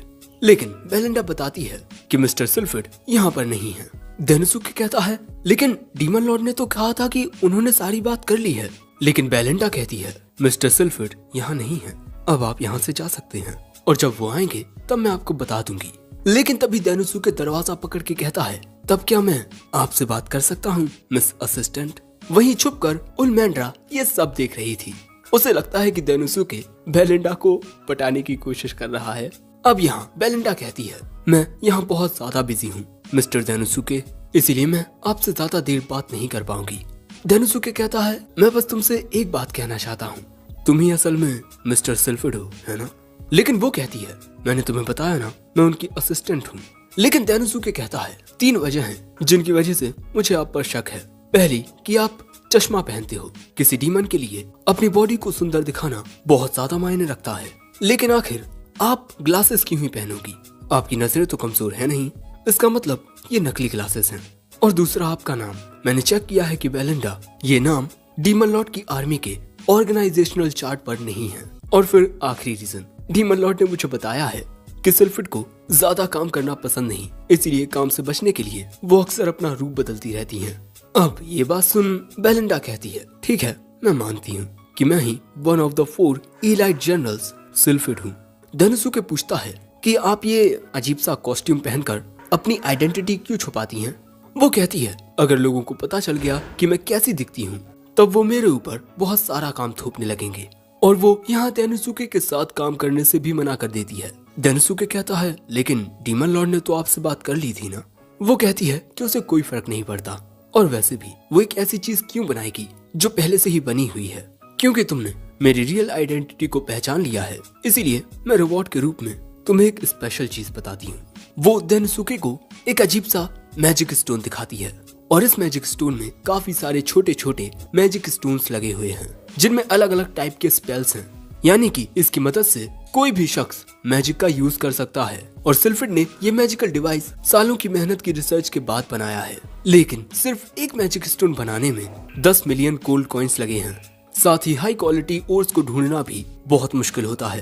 अब अगर तुम ऐसे मैजिक स्टोन्स बनाना चाहते हो तब तुम्हें चाहिए होगा अनलिमिटेड बजट। देखो, ऐसे मैजिकल डिवाइसेस बनाना बहुत मुश्किल होता है, इसीलिए तुम्हें हार मान लेनी चाहिए। लेकिन उसकी बात सुन डेनोसुके कहता है, मिस सिल्फिड, इस मैजिक आइटम को बनाने के लिए काफी सारे मैजिक स्टोन्स की जरूरत पड़ती है ताकि इसको यूज करने वाला काफी सारे स्पेल्स का यूज कर सके, है ना? तो क्यों ना हम ऐसे मैजिकल आइटम बनाएं जिसमें सिर्फ एक मैजिक स्टोन लगा हो और उस मैजिक स्टोन को यूज करने वाला सिर्फ एक ही स्पेल का यूज कर पाएगा। कई बार हमें नए प्रोडक्ट बनाने के लिए उनमें नई चीजें ऐड नहीं करनी पड़ती, बल्कि पुरानी चीजों को ही हटाना पड़ता है। सिल्फिड भी समझती है कि कम मैजिक स्टोन्स का मतलब है कम बजट। तभी डेनोसुके इस मैजिक स्टोन को निकाल कर कहता है, क्या हम इसका इस्तेमाल करके उस मैजिक आइटम को बनाने की कोशिश कर सकते हैं? सिल्फिड को डेनोसुके का ये आइडिया काफी अच्छा लगता है, जिसके बाद वो उस मैजिक स्टोन को लेकर अपना सीक्रेट रूम खोलती है और कहती है, इस नए मैजिकल डिवाइस को बनाने के लिए मैं पूरी रात जागने वाली हूँ और इसमें आपको भी मेरा साथ देना होगा। जिसके बाद वो डेनोसुके को पकड़कर उसे अपने साथ खींचकर ले जाने लगती है। अब काफी देर गुजर जाने के बाद भी जब डेनोसुके बाहर नहीं निकलता तब उलमेंड्रा को चिंता होने लगती है, इसीलिए वो दरवाजा खोलने की कोशिश करती है, लेकिन दरवाजे तो खुलते ही नहीं। अब सुबह हो जाती है और पूरी रात बेचारा डेनोसुके सिल्फिड की मदद करता रहा। पूरी रात की मेहनत के बाद सिल्फिड शायद उस मैजिक आइटम को बना लेती है और उसे रोजमेरिन नाम देती है। और क्योंकि इस मैजिक आइटम को बनाने में कम मैजिक स्टोन्स का यूज हुआ है, इसीलिए इसे बनाने का खर्चा भी कम आया है। अब बारी है इसे टेस्ट करने की और इसका टेस्ट सब्जेक्ट बनेगा डेनोसुके। लेकिन ऐसा करने से पहले डेनोसुके थोड़ा आराम करने के लिए वक्त मांगता है। सिल्फिड 1 घंटे का थोड़ा ही वक्त देती है। अब इस कमरे से बाहर निकलने के लिए डेनोसुके जाने लगता है ताकि यहाँ से जाकर वो कुछ खाए और फिर थोड़ी नींद ले। लेकिन तभी अचानक दरवाजा खुल जाता है, जिसे उलमेंड्रा बहुत देर से खोलने की कोशिश कर रही थी। दरवाजा खुलने से बेचारा डेनोसुके वहीं गिर पड़ता है। उलमेंड्रा पूछती है कि तुम पूरी रात यहाँ क्या कर रहे थे? लेकिन डेनोसुके की हालत देख वो उसके पास आकर कहती है, हे तुम ठीक तो हो ना? लेकिन तभी वहाँ सिल्फिड आकर कहती है, अगर तुम्हें इतना शोर मचाना है तो बाहर जाकर मचाओ। लेकिन उलमेंड्रा पूछती है कि वो लड़की कहाँ गई? सिल्फिड कहती है, कौन लड़की? यहाँ पर सिर्फ मैं और डेनोसुके हैं। तभी यहाँ पर ये दोनों आती हैं और वो इन्हें बताती हैं कि एक इमरजेंसी आ गई है। कहीं से फुटप्रिंट बर्ड्स का एक झुंड आ गया है और उसने काफी सारे टाउन्स पर हमला कर दिया है। फिर हमें पता चलता है कि फुटप्रिंट बर्ड्स बहुत ही ज्यादा खतरनाक होती हैं, इसीलिए डीमन लॉर्ड ने उन्हें खत्म करने का आदेश दिया है। इसीलिए ये लड़की उलमेंड्रा को यहाँ से ले जाने लगती है, क्योंकि यही लड़ने में सबसे ज्यादा ताकतवर है। उसके यहाँ से जाने के बाद सिल्फिड कहता है, अरे इस कॉस्ट्यूम में से आदमी की आवाज आ रही है, इसीलिए मुझे तो लगता है कि सभी को लगता है कि सिल्फिड एक आदमी है। वैसे तभी सिल्फिड कहता है, हमारे नए मैजिक आइटम को टेस्ट करने का ये काफी अच्छा मौका है। भैया, यहाँ सिल्फिड के इरादे मुझे नेक नहीं लगते। जिसके बाद सिल्फिड और डेनोसुके एक जगह पर आते हैं। हाँ, इसी जगह पर ये लोग उस नए डिवाइस की टेस्टिंग करने वाले हैं। लेकिन तभी यहाँ कुछ बच्चों को देख डेनोसुके कहता है, बच्चों यहाँ से चले जाओ, यहाँ पर खतरा है। जिसके बाद हम देखते हैं कि सिल्फिड अपने मैजिक का यूज करके इस मैजिकल डिवाइस में फायर मैजिक सेट कर देती है और इसके बाद वो इसे डेनोसुके को ट्राई करने को कहती है। और अगर इसमें डेनोसुके फेल होता है तो ज्यादा कुछ नहीं होगा, बस उसका एक हाथ उड़ जाएगा। जिसके बाद हम देखते हैं कि डेनोसुके उस मैजिकल डिवाइस को सही से पकड़ता है, वो डिवाइस एक्टिवेट हो जाता है। यहाँ पर सिल्फिड डेनोसुके से कहती है कि उसे इस मैजिक डिवाइस को अपने शरीर का ही एक अंग समझना होगा और फिर इसमें मौजूद मैजिकल पावर को एक जगह इकट्ठा करना होगा। हम देखते हैं कि डेनोसुके ऐसा करने की कोशिश करता है और इससे उसके हाथ में एक फायर बॉल क्रिएट हो जाती है, यानी कि ये मैजिकल डिवाइस काम कर गया। लेकिन तभी इनकी ओर आने लगते हैं फुटप्रिंट बर्ड्स और इनकी तादाद बहुत ज्यादा होती है। सिल्फिड कहती है, चलो अब वक्त आ गया है, इस मैजिकल डिवाइस का यूज करो जिसके बाद तेनुसुके उस फायरबॉल से अटैक करता है जो एक बर्ड में जाकर लगता है और फिर वो एक साथ 3 फायरबॉल को शूट करता है जो फिक्स निशाने पर जाकर लगती हैं। अब यहाँ सब कुछ बहुत अच्छे से चल रहा था, लेकिन तभी अचानक मैजिक डिवाइस टूट जाता है और अगले ही पल में एक बर्ड तेनुसुके के सामने आ जाती है और उसे लगता है कि अब वो मरने वाला है। लेकिन तभी सिल्फिड अपने मैजिक का यूज करती है और ये सभी चिड़ियां दूर फेंक जाती हैं। तेनुसुके फिर से इस मैजिकल डिवाइस का यूज करने की कोशिश करता है, लेकिन इस बार कुछ नहीं होता और वो फुटप्रिंट बर्ड्स उसी की ओर आगे बढ़ रही थी। सिल्फिड फिर से अपने मैजिक का यूज करती है इन बर्ड्स को दूर करने के लिए और पूछती है कि तुम मैजिक का यूज क्यों नहीं कर रहे। तेनुसुके ये दिखाता है कि ओवरलोड की वजह से ये मैजिकल डिवाइस टूट चुका है क्योंकि इसमें एक लो लेवल का मैजिक स्टोन था, लेकिन यहाँ इनकी ओर काफी सारी फुटप्रिंट बर्ड्स आ रही हैं। अब इनका ये एक्सपेरिमेंट फेल हो चुका है, लेकिन सिल्फिड को भी लग रहा था कि ये मैजिक डिवाइस काम कर जाएगा। अब इन्हें यहाँ से जाना पड़ता है और रात के वक्त हम देखते हैं कि तेनुसुके यहीं एक गांव में ठहरा हुआ है। तभी 2 बच्चे उसके लिए खाना लेकर आते हैं। वहाँ पर सिल्फिड भी थी और वो यहाँ पर खाना नहीं खाती। उसके पास मौजूद बच्ची ये कहकर जाने लगती है कि अगर तुम्हें भूख लगे तो मुझे बता देना। अब ये सब देख तेनुसुके कहता है, मुझे लगता था कि सभी डेमी ह्यूमंस फिजिकली स्ट्रांग होते हैं, लेकिन कुछ डेमी ह्यूमंस इन बच्चों की तरह भी होते हैं। सिल्फिड अपना मुखौटा उतार कहती है, हाँ ये छोटे और कमजोर होते हैं, लेकिन ये लोग हमेशा बहुत खुश रहते हैं। यानी कि दोस्तों ये बच्चे नहीं हैं, बल्कि ये ऐसे डेमी ह्यूमंस हैं जिनका साइज छोटा ही रहता है। और तभी अचानक सिल्फिड को अपना पास्ट याद आता है, जब उसने डिसाइड किया था कि वो मैजिक आइटम्स बनाएगी। वो एल्फ मर्चेंट्स के एक परिवार में पैदा हुई थी, लेकिन कुछ प्राइवेट पर्सनल रीजंस की वजह से सिल्फिड ने अपना घर छोड़ दिया और जब वो बिना खाना पानी के मरने ही वाली थी तब कुछ डेमी ह्यूमंस ने उसकी मदद की, लेकिन वो खुद गरीबी में जी रहे थे और मैं उनकी मदद करना चाहती थी, इसीलिए मैंने मैजिक आइटम्स बनाना शुरू किया। लेकिन इसके बाद मैं अपने काम में इतना उलझ गई कि मैं ये तक भूल गई कि मैंने ये काम क्यों शुरू किया था। हे तेनुसुके, रिसर्चर्स का असली मकसद होता है कि वो अपनी रिसर्च से दूसरों की मदद कर सकें और हमें भी यही करना होगा क्योंकि फुटप्रिंट बर्ड्स का वो झुंड जल्द वापस लौटेगा। लेकिन सवाल अभी भी यही है कि हम उन्हें हराएंगे कैसे। अब ये बात सुन तेनुसुके फिर से खुद को बार में इमेजिन करता है। वहीं एक ऑफिस वर्कर के रूप में उल्मेंड्रा भी होती है जो काम के बाद शराब पीकर अपनी थकान उतार रही थी, जिसके बाद वो खाना खाती है और इस खाने का स्वाद उसे बहुत ही अच्छा लगता है। तेनुसुके भी सोचने लगता है कि इस खाने में कितनी सारी खूबियां हैं और इसे उन नॉर्मल सी चीजों का यूज करके बनाया गया है जिसे किचन में अक्सर लोग फेंक देते हैं। और यही सोचकर वो प्रेजेंट में उठता है और सिल्फिड से कहता है, क्या आप 10 रोजमेरिन आइटम बना सकती हैं? वो कहती है कि तुम्हारे दिए गए मैजिक स्टोन की मदद से मैं उन्हें बना तो सकती हूँ, लेकिन उनमें कोई भी इम्प्रूवमेंट नहीं होगी। लेकिन तेनुसुके कहता है कि वो जैसे भी होंगे बहुत काम के होंगे, प्लीज आप उन्हें बनाइए। क्योंकि अब यहाँ पर तेनुसुके फिर से सीरियस हो चुका है। अब अगले दिन हम देखते हैं कि तेनुसुके अकेला खड़ा होता है और उसके सामने उन फुटप्रिंट बर्ड्स का झुंड आ रहा था। वैसे उसके बगल में सिल्फिड भी खड़ी हुई थी। ये बर्ड्स तेजी से इनकी ओर आ रही थीं।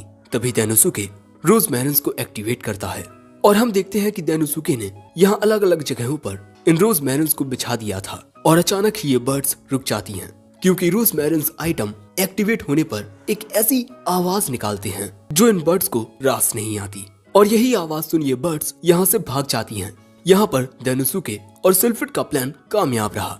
और दोस्तों एक और बात बता दूं कि रोजमेरिन से जो वो साउंड निकलता है उसमें मैजिक स्टोन की जरा भी एनर्जी खर्च नहीं होती, यानी कि जो खतरनाक बीस्ट हैं उनको मैजिक के यूज किए बिना ही डरा कर भगाया जा सकता है। और अब इसी आइटम की खूबियां तेनुसुके डार्क किंग को बता रहा था कि जितने भी बीस्ट होते हैं वो इन रोजमेरिन से निकलने वाले साउंड को सुनकर भाग जाते हैं। ये बात सुन डार्क किंग कहता है, मैं ये देखकर इम्प्रेस्ड हूँ कि तुमने इन मॉन्स्टर्स की दिक्कत को इतनी आसानी से सुलझा दिया।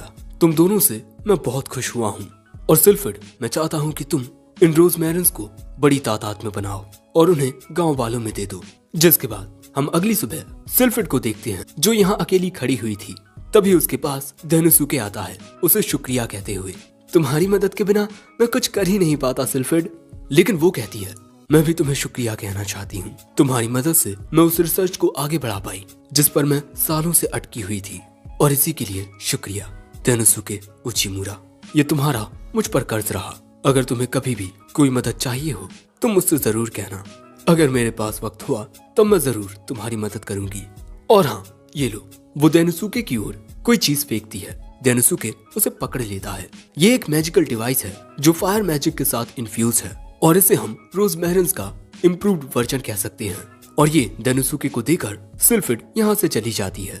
डेनोसुके देखता है कि ये डिवाइस सिल्फिड ने उसके लिए बनाया है, जिसके बाद वो अपने ऑफिस में आता है और भी ज्यादा काम करने। लेकिन तभी उल्मेंड्रा दरवाजा खोलती है, जिससे बेचारा डेनोसुके वहीं गिर पड़ता है। और यहाँ ये गुस्सा कर रही थी कि तुमने मुझे पहले क्यों नहीं बताया कि तुम सिल्फिड के साथ कोई रिसर्च कर रहे थे। तुम्हें याद है ना कि तुमने मुझे ये मैजिक स्टोन दिया है। तुम्हें दूसरी लड़कियों से दूर रहना चाहिए। लेकिन वो देखती है कि बेचारा डेनोसुके वहीं बेहोश पड़ा है। वो उसे उठाकर पूछने लगती है कि तुम्हारी ये हालत किसने की, बताओ मुझे। भाई की किस्मत यहाँ खराब है। वैसे ये एपिसोड यहीं एंड हो गया। एपिसोड 5 की शुरुआत में हमें बार का सीन दिखाया जाता है। वही डेनोसुके की इमेजिनेशन। यहाँ ऑफिस वर्कर उल्मेंड्रा एक बच्चे को गेम खेलता हुआ देखती है और कहती है, तुम्हारी जिंदगी कितनी अच्छी है, तुम्हारे सारे खर्चे तुम्हारे पेरेंट्स उठाते हैं। पर क्योंकि उस छोटे बच्चे की भूमिका में जीनोम थी, इसीलिए वो ऑफिस वर्कर उल्मेंड्रा से सही से बात नहीं करती, जो देख उसे गुस्सा आ जाता है। डेनोसुके को ये देख कुछ समझ ही नहीं आता। लेकिन फिर हमें पता चलता है कि ये स्टूडेंट जीनोम असल में एक माहिर ट्रेडर है। जिसके बाद ऑफिस वर्कर उल्मेंड्रा स्टूडेंट जीनोम से कहती है, तुम बार में हो, तुम्हें अपनी ये हुडी उतार देनी चाहिए। लेकिन वो तो उसकी बात पर ध्यान ही नहीं देती। इसीलिए उल्मेंड्रा जबरदस्ती उसकी हुडी उतारने लगती है और वो उसे उतार भी देती है। और यही देख डेनोसुके सोचता है कि मुझे भी अपने काम करने का पुराना तरीका छोड़ना होगा। अब तक मैं डीमन लॉर्ड की आर्मी की उन्हीं प्रॉब्लम्स को सॉल्व कर रहा था, जिनके ऑर्डर्स मुझे डार्क किंग दे रहे थे। लेकिन अब मुझे हर एक उस प्रॉब्लम को सॉल्व करना है जिस पर भी मेरी नजर पड़ेगी। और अब मैं ऐसा करने के लिए तैयार हूँ। अगले सीन में हमें बाजार का सीन दिखाया जाता है और यही डेनोसुके उल्मेंड्रा के साथ आया हुआ था। डेनोसुके ने अपने साथ आने के लिए उल्मेंड्रा को इनवाइट किया था और यहाँ पर उल्मेंड्रा बहुत ही प्यारे कपड़े पहनकर आई है। और यही बात डेनोसुके भी उससे कहता है, जो सुन उल्मेंड्रा ब्लश करने लगती है। और अब हमें थोड़ा पहले का सीन दिखाया जाता है। उल्मेंड्रा ओलुलु को बताती है कि डेनोसुके ने उससे उसके साथ मार्केट चलने को कहा है और उसका मतलब ये लड़कियां डेट समझती हैं। लेकिन उल्मेंड्रा को ये समझ नहीं आ रहा था कि डेट पर उसे क्या पहनकर जाना चाहिए। क्या उसे ये पहनकर जाना चाहिए? इसे पहनकर वो अपने फिगर को ज्यादा दिखा पाएगी। लेकिन ओलुलु कहती है कि मिस्टर डेनोसुके को शायद से ये आउटफिट पसंद नहीं आएगा, क्योंकि वो एक इंसान है और शायद उन्हें डीमन के ये तौर तरीके कि अपना जिस्म ज्यादा दिखाने से आपकी पावर शो होती है, वो शायद उन्हें समझ ना आए। इसीलिए मुझे लगता है कि आपको कोई प्यारी सी ड्रेस पहननी चाहिए, ना कि ये। इसमें आपको देखकर मिस्टर डेनोसुके के तोते ही उड़ जाएंगे। और अब प्रेजेंट में ओलुलु की सलाह के लिए मन ही मन उल्मेंड्रा उसे शुक्रिया कह रही थी। लेकिन तभी डेनोसुके कहता है, तुम्हारी मदद से मैं ये रिसर्च अच्छे से कर पाऊंगा। दोस्तों, असल में डेनोसुके उल्मेंड्रा के साथ इस बाजार में एक रिसर्च करने आया है और बेचारी उल्मेंड्रा कुछ और ही सोच रही थी। जिसके बाद डेनोसुके तो आगे बढ़ने लगता है, लेकिन उल्मेंड्रा गुस्से की आग में चलने लगती है। फिर डेनोसुके उसे बताता है कि इस बाजार में वो इन्फॉर्मेशन को इकट्ठा करने आए हैं। दूसरों के ओपिनियंस जानकर हम इस बात को बेहतर तरीके से समझ सकते हैं कि लोगों को किस चीज की जरूरत है। वैसे इन्फॉर्मेशन इकट्ठा करने के साथ साथ हम इस बाजार में घूमेंगे भी, जो सुन उल्मेंड्रा मन में कहती है, लेकिन फिर भी ये एक डेट नहीं है। जिसके बाद डेनोसुके एक दुकान पर आता है और ये दुकानदार डेनोसुके को पहले से जानता है कि ये विदेश से आया हुआ डीमन किंग की आर्मी का नया इलाइट जनरल है। साथ ही वो ये भी बताता है कि उसने ये बात एक मर्चेंट से जानी है। अब ये सुन डेनोसुके को आइडिया आता है कि वो मर्चेंट्स के जरिए काफी इंफॉर्मेशन को इकट्ठा कर सकता है। लेकिन डेनोसुके के साथ उल्मेंड्रा को देख इस दुकानदार को लगता है कि कहीं ये दोनों यहाँ। सो उल्मेंड्रा कहती है कि कुछ भी गलत मत सोचना, हम बस यहाँ पर सर्वे करने आए हैं। जिसके बाद ये दुकानदार इन दोनों को अपना स्पेशल प्रोडक्ट दिखाता है, प्योर सोने से बने हुए बर्तन। और अगर ये खरीदना चाहें तब वो इन्हें इस कप के पेयर पर डिस्काउंट भी देगा, जो गर्लफ्रेंड और बॉयफ्रेंड के लिए बने हैं। ये सुनते ही डेनोसुके कहता है, मैं इन्हें खरीदूंगा, लेकिन बदले में मैं तुमसे कुछ पूछना चाहता हूँ। लेकिन उल्मेंड्रा सोचने लगती है कि ये कहीं इन कप्स को हमारे लिए तो नहीं खरीद रहा। जिसके बाद डेनोसुके उन्हें खरीद लेता है और कहता है, मैंने रिसर्च से रिलेटेड जानकारी भी ले ली है और ये सामान भी खरीद लिया है। बेचारी उल्मेंड्रा, इसे फिर से गलतफहमी हो गई। जिसके बाद हमें बाजार की कुछ और चीजें दिखाई जाती हैं और डेनुसुके हर एक चीज को अच्छे से नोट कर रहा था। एंड इसके बाद अपनी रिसर्च से उसे जो रिजल्ट्स मिले हैं वो उन्हें बताना शुरू करता है कि इनकी जो नेगोशिएशन की पॉलिसी है वो एक तरीके से तो बिल्कुल सही काम कर रही है, लेकिन इसमें एक नेगेटिव साइड भी है, खाने की समस्या। इनके यहाँ जो खाने की मेन फसल है उसके प्राइस बहुत तेजी से बढ़ते जा रहे हैं, जिसका सीधा असर लोगों की जिंदगी पर पड़ रहा है। जब उल्मेंड्रा भी इस फसल को डीमन किंग की आर्मी के लिए खरीदने के लिए चाहती है तब उसे भी ये फसल बहुत महंगी पड़ती है, लेकिन फसल बेचने वालों को देखकर भी नहीं लगता कि वो इससे प्रॉफिट कमा रहे हैं। जो जान डेनुसुके कहता है इस पूरी मार्केटिंग पॉलिसी में ही कोई बड़ी दिक्कत है। अब देखो, जो होलसेलर्स होते हैं वो किसानों से फसलों को कम कीमत पर खरीदते हैं, लेकिन वो उसी फसल को दुकानदारों को बहुत महंगे में देते हैं। इसीलिए ना चाहते हुए भी दुकानदारों को फसल की कीमत बढ़ानी पड़ती है ताकि कम से कम वो उतना तो कमा पाएं जितना उन्होंने लगाया है। जो जान उल्मेंड्रा कहती है तब हम होलसेलर्स के पास जाकर इस पूरी दिक्कत को सॉल्व कर सकते हैं, लेकिन डेनुसुके बताता है कि होलसेलर्स एक बहुत ही बड़ी कमर्शियल ऑर्गेनाइजेशन जिसे गिल्ड कहते हैं उसके द्वारा मैनेज किए जाते हैं। इसीलिए अगर हमने बिना सोचे समझे कोई भी कदम उठाया तो इससे हमें बड़ी दिक्कत हो सकती है। और इसके अलावा भी इस देश में काफी सारी दिक्कतें हैं। डीमंस और डेमी ह्यूमंस के बीच असमानताओं का होना भी एक बड़ी समस्या है, लेकिन सभी दिक्कतों को एक साथ हल नहीं किया जा सकता। एक बार में एक दिक्कत पर ध्यान देना होगा। और इसी के साथ इनकी आज की मार्केट रिसर्च खत्म होती है। तो अब आप क्या करना चाहेंगी मिस उल्मेंड्रा? क्योंकि अभी भी हमारे पास काफी वक्त है। उल्मेंड्रा को लगता है कि अब वो डेनुसुके के साथ अपनी डेट कर पाएगी, लेकिन तभी वहाँ मिस जीनोम आ जाती हैं। उसे देख डेनुसुके पूछता है, क्या आप यहाँ शॉपिंग करने आई हैं? लेकिन वो बताती है कि उसकी प्रजाति में आज के दिन एक रिवाज मनाया जाता है। इसमें जिन लोगों की आप परवाह करते हो आप उन्हें तोहफे देते हो, और यहाँ पर मिस जीनोम शायद इसी रिवाज के लिए तोहफे खरीदने आई हैं। लेकिन यहाँ जीनोम को देख उल्मेंड्रा को बहुत ज्यादा गुस्सा आ रहा था। लेकिन तभी यहाँ पर ये दो चूहे वाले डेमी ह्यूमन आते हैं जीनोम से मदद मांगने, जिसके बाद ये दोनों इन सभी को अपने स्टोर में लेकर आते हैं और फिर इन्हें बताते हैं कि पिछले कई सालों से ये दोनों हस्बैंड वाइफ अपने इस स्टोर में चीमोजू नाम का खाना बेचते आए हैं, लेकिन हर साल इनकी बिक्री कम होती जा रही थी और ये दोनों इसी बात से परेशान चल रहे थे कि तभी इनके पास एक मर्चेंट आया, एक काफी बड़ा मर्चेंट। उसका नाम बुटाकेलियन था। उसने कहा क्योंकि फसलों की कीमत बहुत ज्यादा बढ़ गई है तो क्यों ना इस चीमोजू से भी पैसे कमाए जाएं, क्योंकि ये चीमोजू सस्ता होता है। और उसने इन्हें एक बहुत बड़ा ऑर्डर दिया, लेकिन जैसे ही इनका ऑर्डर पूरा होने वाला था उसने ये डील करने से मना कर दिया, ये कहकर कि मुझे पता नहीं था कि चीमोजू को सिर्फ एक दिन तक ही रखा जा सकता है, एक दिन बाद वो खराब हो जाते हैं। और क्योंकि इन दोनों ने इस डील को पूरा करने के लिए अपने सारे बचे हुए पैसों को चीमोजू बनाने में लगा दिया और अब इनके पास एक फूटी कौड़ी भी नहीं बची। सो अब मिस जीनोम डेनुसुके से कहती हैं, मैंने सुना है कि तुम एक बहुत ही अच्छे नेगोशिएटर होने के साथ साथ बहुत अच्छा खाना भी बना लेते हो, तब क्या तुम इस मैटर के बारे में कुछ कर सकते हो? ये सुन डेनुसुके सबसे पहले इस चीमोजू को लेकर इसे टेस्ट करता है और फिर सीरियस होकर कहता है, मैं आपके स्टोर को बचा सकता हूँ। ये बात सुन ये अंकल आंटी खुशी के मारे रोने ही लगते हैं। डेनुसुके कहता है, आप सारा काम मुझ पर छोड़ दीजिए। मिस जीनोम वहाँ से ये कहकर जाने लगती हैं कि ठीक है, अब ये काम तुम संभालो। उल्मेंड्रा कहती है, चल भाग यहाँ से, हम सब संभाल लेंगे, छू छू। अगले सीन में डेनुसुके अंकल आंटी से इनका गोल क्लियर करने को कहता है, क्योंकि एक बिजनेस में आपका गोल ही सबसे ज्यादा मायने रखता है कि आप कितने वक्त में क्या अचीव करना चाहते हैं। आपके द्वारा बना ये इतना सारा चीमोजू जिसकी बिक्री करने में आपको आधा महीना लगता, वो एक दिन बाद खराब हो जाएगा। इसका मतलब हमें आज के दिन के एंड तक ये सारे चीमोजू बेचने होंगे। ये तीनों कहते हैं, हाँ हम इसे बेचेंगे। आगे डेनुसुके बताता है, आपके इस चीमोजू नाम के खाने का स्वाद जहाँ से मैं आया हूँ वहाँ के एक खाने से बिल्कुल मिलता जुलता है, और सच मानिए ये बहुत ही अच्छा है, लेकिन इसमें थोड़ी कमी है। लेकिन हम इसी बात का फायदा उठाएंगे। हम चीमोजू को अलग अलग डिशेस के साथ बेच सकते हैं, लेकिन अब सवाल आता है कि हम इसे बेचने के लिए किस रेसिपी का यूज करें। तभी ये दोनों बताते हैं कि इनका बना चीमोजू एक काफी पुराना खाना है और इनके रेगुलर कस्टमर्स बूढ़े लोग ही हैं, लेकिन अब उनके बीच भी चीमोजू की पॉपुलैरिटी गिरती जा रही है और नए बच्चे तो इस खाने के बारे में जानते तक नहीं। जो जान डेनुसुके कहता है, हमारे पास ज्यादा वक्त नहीं है, हमें काम को आपस में बांटना होगा। अंकल आंटी और मैं चीमोजू बेचने के नए तरीकों के बारे में सोचने लगते हैं और आप मिस उल्मेंड्रा इसमें लिस्टेड स्टोर्स में जाइए और उनसे इसमें लिखी स्ट्रेटेजी के अनुसार मदद मांगी है। जिसके बाद उल्मेंड्रा यहाँ से चली जाती है। वैसे हम देखते हैं कि बाजार में काफी खेल दिखाए जा रहे हैं, लेकिन तभी ढोल बजाते हुए दानुसुके आता है।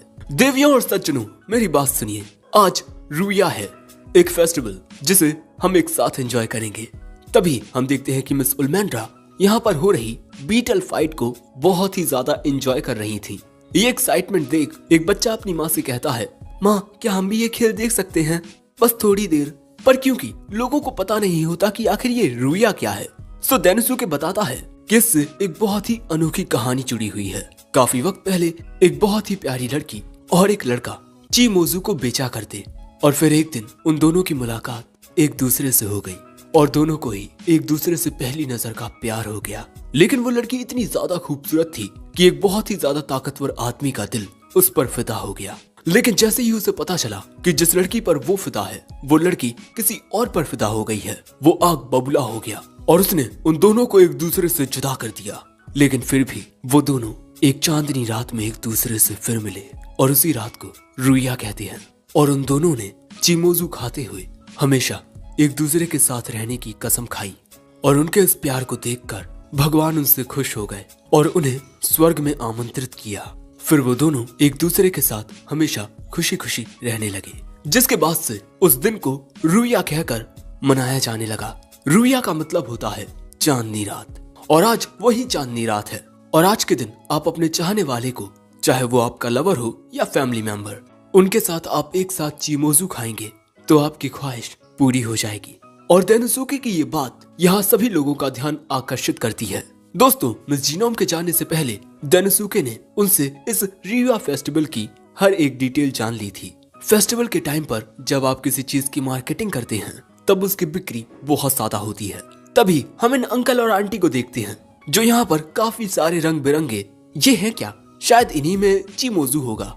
इसमें 7 रंग हैं। लोग कहते हैं कि क्यों ना हम हर एक रंग का एक एक डिब्बा ले लें। फिर इनकी बिक्री शुरू हो जाती है। दानुसुके बताता है कि इनके पास बैठने की सुविधा भी है, आप रिलैक्स होकर खाने का मजा ले सकते हैं। जिसके बाद हम देखते हैं कि वहाँ बैठकर लोग खाना शुरू कर देते हैं और यहाँ बहुत सारे यंग कस्टमर्स थे। और यहाँ दानुसुके ने जिस मार्केटिंग स्ट्रेटजी का यूज किया है, रीपोजिशनिंग, वक्त गुजरने के साथ जिन प्रोडक्ट्स की बिक्री कम हो जाती है तब हम उस प्रोडक्ट की ओर नए कस्टमर्स को आकर्षित करके उस प्रोडक्ट की बिक्री फिर से बढ़ा सकते हैं। और मिस उल्मेंड्रा, आपको हमारी मार्केट रिसर्च तो याद ही होगी। मार्केट में काफी सारे जवान लोग थे और जवान लोगों की एक खास बात होती है कि वो नए प्रोडक्ट्स को ट्राई करना चाहते हैं। इसीलिए दानुसुके ने चिमोजू और दूसरे स्टोर्स की रेसिपी को एक साथ मिलाकर एक नई रेसिपी बनाई जो कस्टमर्स को बहुत पसंद आ रही है। और अगर ऐसा ही चलता रहा तो रातों रात ये आइटम बहुत ज्यादा पॉपुलर हो जाएगा। यानी कि ये है चिमोजू नाम के एक नए खाने का सूरज की तरह उगना। और इसी बारे में सोचते हुए दानुसुके अजीब ढंग से हंसना शुरू कर देता है, जो देख उल्मेंड्रा उसे हिलाने लगती है कि अरे तुम्हें अचानक क्या हो गया। फिर दोस्तों ऐसे ही शाम हो जाती है और शाम होते होते अंकल आंटी के सारे चिमोजू बिक गए और इसीलिए ये दोनों दानुसुके को शुक्रिया कहते हैं। लेकिन दानुसुके कहता है वो सभी आपकी मेहनत से बिके हैं और उन्हें बेचने में मिस जीनोम का भी बहुत बड़ा हाथ रहा है। उल्मेंड्रा कहती है उसने तो हमारी जरा भी मदद नहीं की, वो तो यहाँ से चली गई थी ना। लेकिन दानुसुके बताता है कि वहाँ पर आए कुछ कस्टमर्स को मिस जीनोम ने भेजा था। वो शायद से बाजार के बाहर लोगों को चिमोजू के बारे में बता रही होगी। जिसके बाद वहाँ से आकर दानुसुके उल्मेंड्रा से कहता है क्योंकि तुम भी इन डेमी ह्यूमंस की मदद कर रही थी, इसीलिए काफी सारे डेमी ह्यूमंस का नजरिया डीमंस के प्रति बदल गया है। और तभी ये अंकल आंटी इन दोनों को शुक्रिया कहने के लिए ये 7 रंग के चिमोजू लेकर आते हैं। दानुसुके इन्हें ले लेता है। जिसके बाद ये दोनों एक टेबल पर आकर बैठ जाते हैं और बैठते ही दानुसुके उल्मेंड्रा को शुक्रिया के रूप में ये एक कप दे देता है, जो देख उल्मेंड्रा सोचती है कि पहले इसने मुझे वो मैजिक स्टोन दिया और अब ये वेडिंग कप, कहीं ये मुझसे शादी तो नहीं करना चाहता। और यही सोचकर वो मन ही मन बहुत खुश होने लगती है। जिसके बाद वो दानुसुके से पूछती है कि इन चिमोजू को खाते हुए तुम भगवान से क्या मांगोगे। दानुसुके कहता है मैं मांगूंगा कि मेरा अगला प्रोजेक्ट सक्सेसफुल हो। बेचारी उल्मेंड्रा आखिर क्या सोच रही थी। और इसी वजह से अब तो भैया उसका गुस्सा इतना बढ़ जाता है कि वो दानुसुके पर गुस्सा उतारने लगती है। अब अगले सीन में दानुसुके डार्क किंग को बताता है कि उसने काफी सारी इंफॉर्मेशन को इकट्ठा किया है और अपनी रिसर्च के रिजल्ट को देख मैं आपको जल्द से जल्द एक रिपोर्ट देना चाहता हूँ। मुझे एक दुकानदार के जरिए पता चला है कि हमारे पास ही में एक दूसरा राज्य है जिसे गोल्डन कंट्री कहते हैं, और मुझे लगता है कि अगर आप फ्यूचर में ट्रेड करना चाहते हैं तो उसके लिए इस राज्य से शुरुआत करना बेस्ट रहेगा, और शायद ट्रेडिंग के जरिए हम हमारे राज्य में मौजूद खाने की कमी की समस्या को दूर कर पाएंगे। इसीलिए मैं चाहूंगा कि आप जल्द से जल्द उस राज्य के साथ नेगोशिएशन की सारी तैयारी कर दें। सो तभी डीमन लॉर्ड कहता है, ट्रेडिंग में हम सोने के बदले अपने राज्य से उन्हें ये प्रोडक्ट देंगे, रोजमेरिन।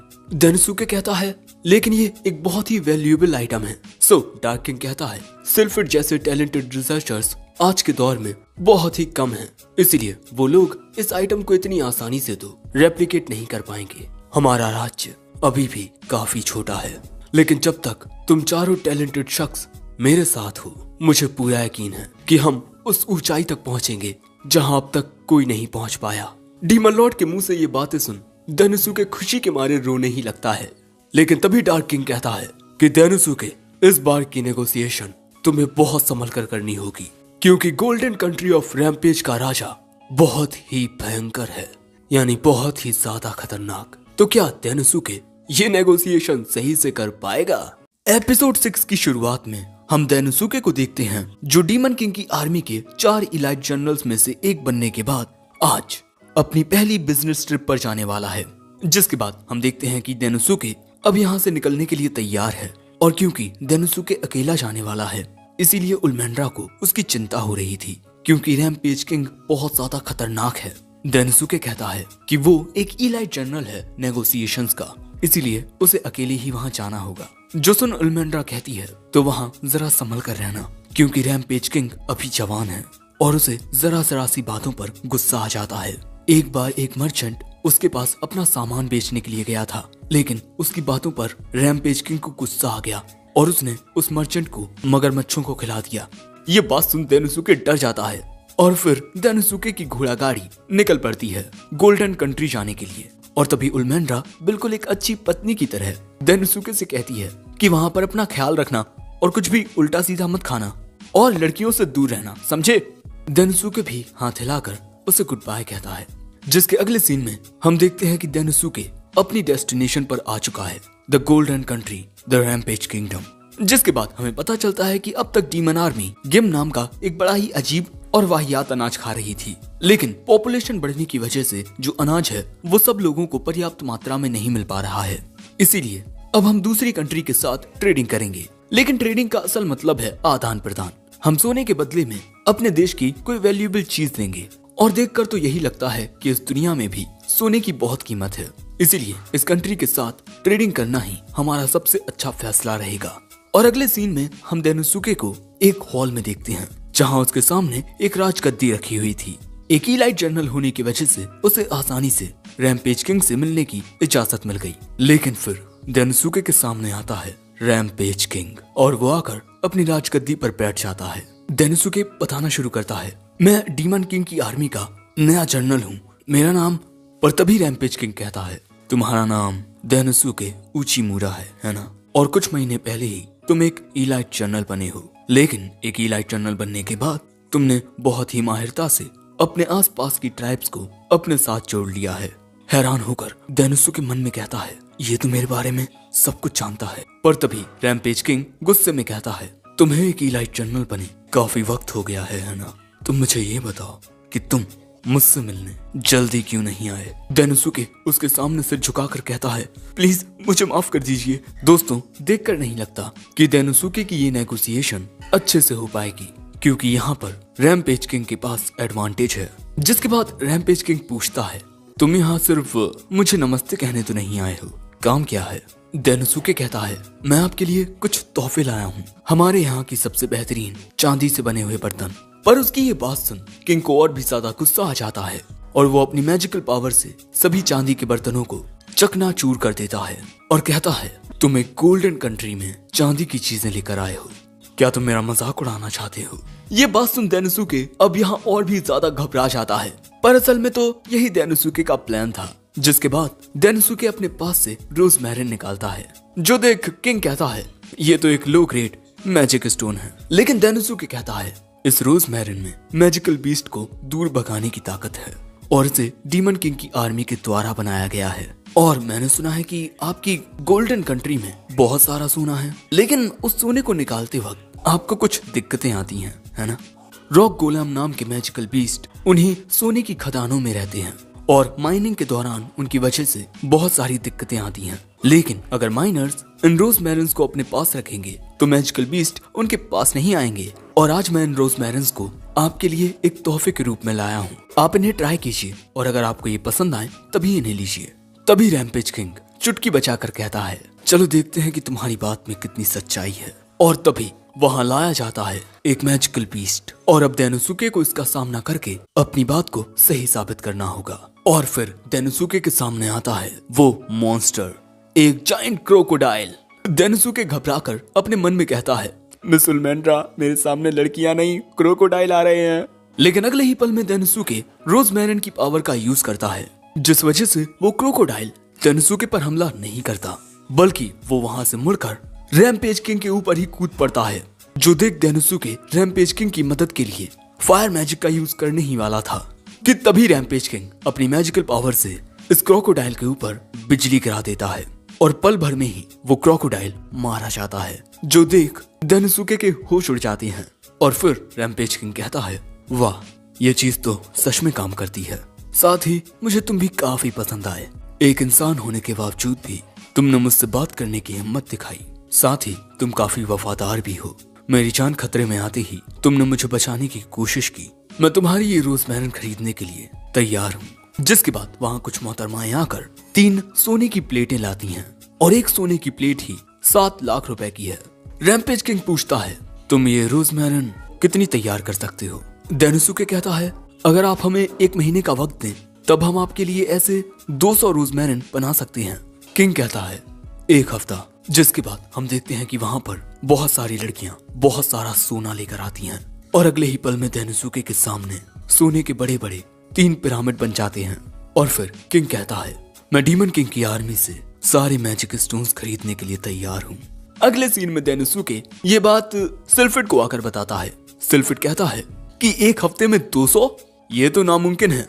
और हाँ दोस्तों, मुझे तो लगता है कि सभी को यही लगता है कि सिल्फिड एक आदमी है, पर हम जानते हैं कि सिल्फिड असल में एक मोहतरमा है। सिल्फिड कहता है तुम्हें ऑर्डर्स सोच समझ कर लेने चाहिए थे। हम इतने कम वक्त में इतने सारे रोजमेरिन नहीं बना सकते। जो बात सुन डेनोसुके के तो तोते उड़ जाते हैं, पर ओलुलु कहती है मिस्टर डेनोसुके ये सब डीमन आर्मी के लिए ही कर रहे हैं। सिल्फिड कहता है कंपनी में मौजूद सभी लोगों को एक दूसरे की परेशानियों को समझना पड़ता है, वरना अक्सर कंपनियां डूब जाती हैं। डेनोसुके कहता है पर 1 मिनट मिस्टर सिल्फिड, आपको ये रोजमेरिन्स हमारी कंट्री के उन एरियाज तक पहुंचानी हैं जहां पर मैजिकल बीस्ट हैं, ना कि हर जगह। मिस्टर सिल्फिड, आप काम चोरी कर रहे हैं, है ना? सिल्फिड मन में कहती है अरे ये एक मामूली सा सेल्समैन होकर इतना सब कैसे समझ गया। और फिर वो कहता है ठीक है, मैं 1 हफ्ते में 200 रोजमेरिन बनाऊंगा। पर तभी वहां एक मोहतरमा आती हैं रैम्पेज किंगडम से एक मैसेज लेकर। हमने जितना सोचा था ये रोजमेरिन्स उससे बहुत ज्यादा काम के हैं, इसीलिए किंग ने 100 और सेट्स बनाने को कहा है। यानी कि भैया अब ये 1 हफ्ते में 200 से 300 हो गए। अगले सीन में हम देखते हैं कि डेनोसुके बेचारा काम करके बहुत थक चुका है। तभी ओलुलु उसके लिए चाय लेकर आती है और हमें पता चलता है कि अब 1 हफ्ता गुजर चुका है और डेनोसुके ने 300 रोजमेरिन के सेट को कंप्लीट कर लिया है। लेकिन दोस्तों, ये सेट कंप्लीट करने में इन्हें बहुत ज्यादा खर्चा आया है और यही जान ओलुलु डेनोसुके से पूछती है कि उसने ये सब मैनेज कैसे किया। डेनोसुके बताता है कि उसने साइकोलॉजी की एक टेक्निक एंकोरिंग इफेक्ट का यूज किया है। लोगों को अक्सर जो इन्फॉर्मेशन मिलती है वो उसी के अकॉर्डिंग अपना डिसीजन ले लेते हैं। जैसे इस वक्त हमें रोजमेरिन्स का एक सही प्राइस पता नहीं है, लेकिन हम चाहे इसकी कीमत कुछ भी रखते हैं, जब तक कि खरीदने वाले के मन को ये नहीं भाता तब तक किसी भी चीज का कोई फायदा नहीं होगा। इसीलिए सबसे पहले मैंने किंग को चांदी के बहुत ही अच्छे बर्तन दिखाए, ये जानते हुए कि ऐसा तोहफा लाने पर किंग जरूर से मुझ पर गुस्सा करेगा, क्योंकि सोने के सामने चांदी की वैल्यू ज्यादा नहीं होती। लेकिन उसके बाद मैंने किंग को रोजमेरिन दिखाए, जिससे किंग के दिमाग में सबकॉन्शियसली ही ये बात बैठ गई कि ये रोजमेरिन उन चांदी के बर्तनों से बहुत ज्यादा कीमती हैं। ओलुलु कहती है वाह, आप कितने ज्यादा अमेजिंग हो। पर तभी एक मोहतरमा आकर कहती हैं प्लीज आप 100 सेट और ऐड कर दीजिए, जो सुन डेनोसुके को लगता है कि अब तो वो गया, सिल्फिड उसका खेला खत्म कर देगी। लेकिन इसके बाद वो सिल्फिड के पास आकर उन्हें समझाता है, जिसके बाद सिल्फिड इनके प्रोडक्शन को और भी ज्यादा बढ़ा देते हैं। काम जोरों शोरों से चलने लगता है। फिर कुछ वक्त बाद पहला सेट सक्सेसफुली डिलीवर हो जाता है, जिस बात से सबको बहुत खुशी होती है। अब इसी तरह रोजमेरिन्स बनकर तैयार हो जाते हैं। अब काम बचता है तो बस इन्हें डिलीवर करने का। और डेनोसुके यहाँ सोचता है कि ये एक बहुत अच्छा प्रोडक्ट है। जब इसके अंदर मौजूद मैजिकल पावर खत्म हो जाएगी तब उन्हें ये आइटम फिर से खरीदना पड़ेगा। और फिर डेनोसुके यहाँ मुस्कुरा कर कहता है, जैसा मैंने प्लान किया था सब कुछ वैसा ही हुआ। और फिर अगले सीन में डेनोसुके पहुंच जाता है अपने दिमाग के बार में। और यहाँ डेनोसुके बहुत खुश होता है, इसीलिए वो बारटेंडर से कहता है, आप भी मेरे साथ थोड़ी शराब पीजिए ना। लेकिन बारटेंडर कहता है कि वो काम के वक्त पीता नहीं। जो बात सुन डेनोसुके थोड़ा निराश होता है, क्योंकि बार में बारटेंडर और उसके अलावा कोई और नहीं होता, जिस वजह से बारटेंडर अब पीने के लिए एक बड़ी बोतल निकालता है और वो भी अब डेनोसुके के साथ शराब पीने लगता है। पर तभी प्रेजेंट में ओलुलु आकर बताती है कि ऑर्डर्स को कैंसिल कर दिया गया है। अगले सीन में डेनोसुके पूछता है कि क्या मतलब ऑर्डर कैंसिल कर दिए गए हैं। मोहतरमा कहती हैं, महाराज का कहना है कि वो इन आइटम्स को अब आपसे नहीं खरीदेंगे, क्योंकि हमारी ही कंट्री में एक मर्चेंट है और उसके पास बिल्कुल ऐसा ही प्रोडक्ट है, वो भी आधे दाम पर। जो सुन डेनोसुके सोचता है कि क्या, पर ये तो नामुमकिन है। जिसके बाद ओलुलु को इन बाकी के लोगों से माफी मांगनी पड़ती है, क्योंकि ये लोग जैसे न तैसे इन्हें देने के लिए मैजिक इंस्टॉन्स का इंतजाम कर रहे थे। दूसरी ओर हम मिस जीनोम की आर्मी को देखते हैं, जो अपने वेपन्स देख रहे थे, क्योंकि ये सब पुराने वेपन्स हैं। सो ये महाशय आकर बताते हैं कि फंड्स की कमी होने की वजह से न्यू वेपन्स नहीं आ पाए हैं।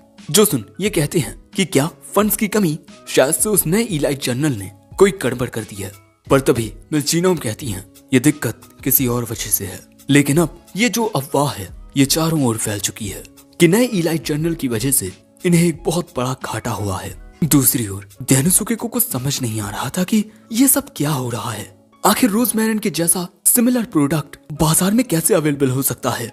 और अब डेनोसुके को ये सब लगने लगता है कि अपनी पिछली जिंदगी की तरह ही अब इस काम का दोष सभी लोग उसे देंगे। और अब इसी बात से परेशान होकर डेनोसुके डार्क किंग के पास आता है। डार्क किंग कहता है, ओ तो तुम्हारा कहना है कि ये सब तुम्हारी गलती है। डेनोसुके कहता है, हाँ, मुझसे ये समझने में भूल हो गई कि रैम्पेज किंग का मूड कितनी जल्दी बदल सकता है, और मैंने इस बारे में सोचा ही नहीं कि अगर ये नेगोशिएशन फेल हो गई तब क्या होगा। इसीलिए मैं इसकी पूरी जिम्मेदारी लेता हूँ।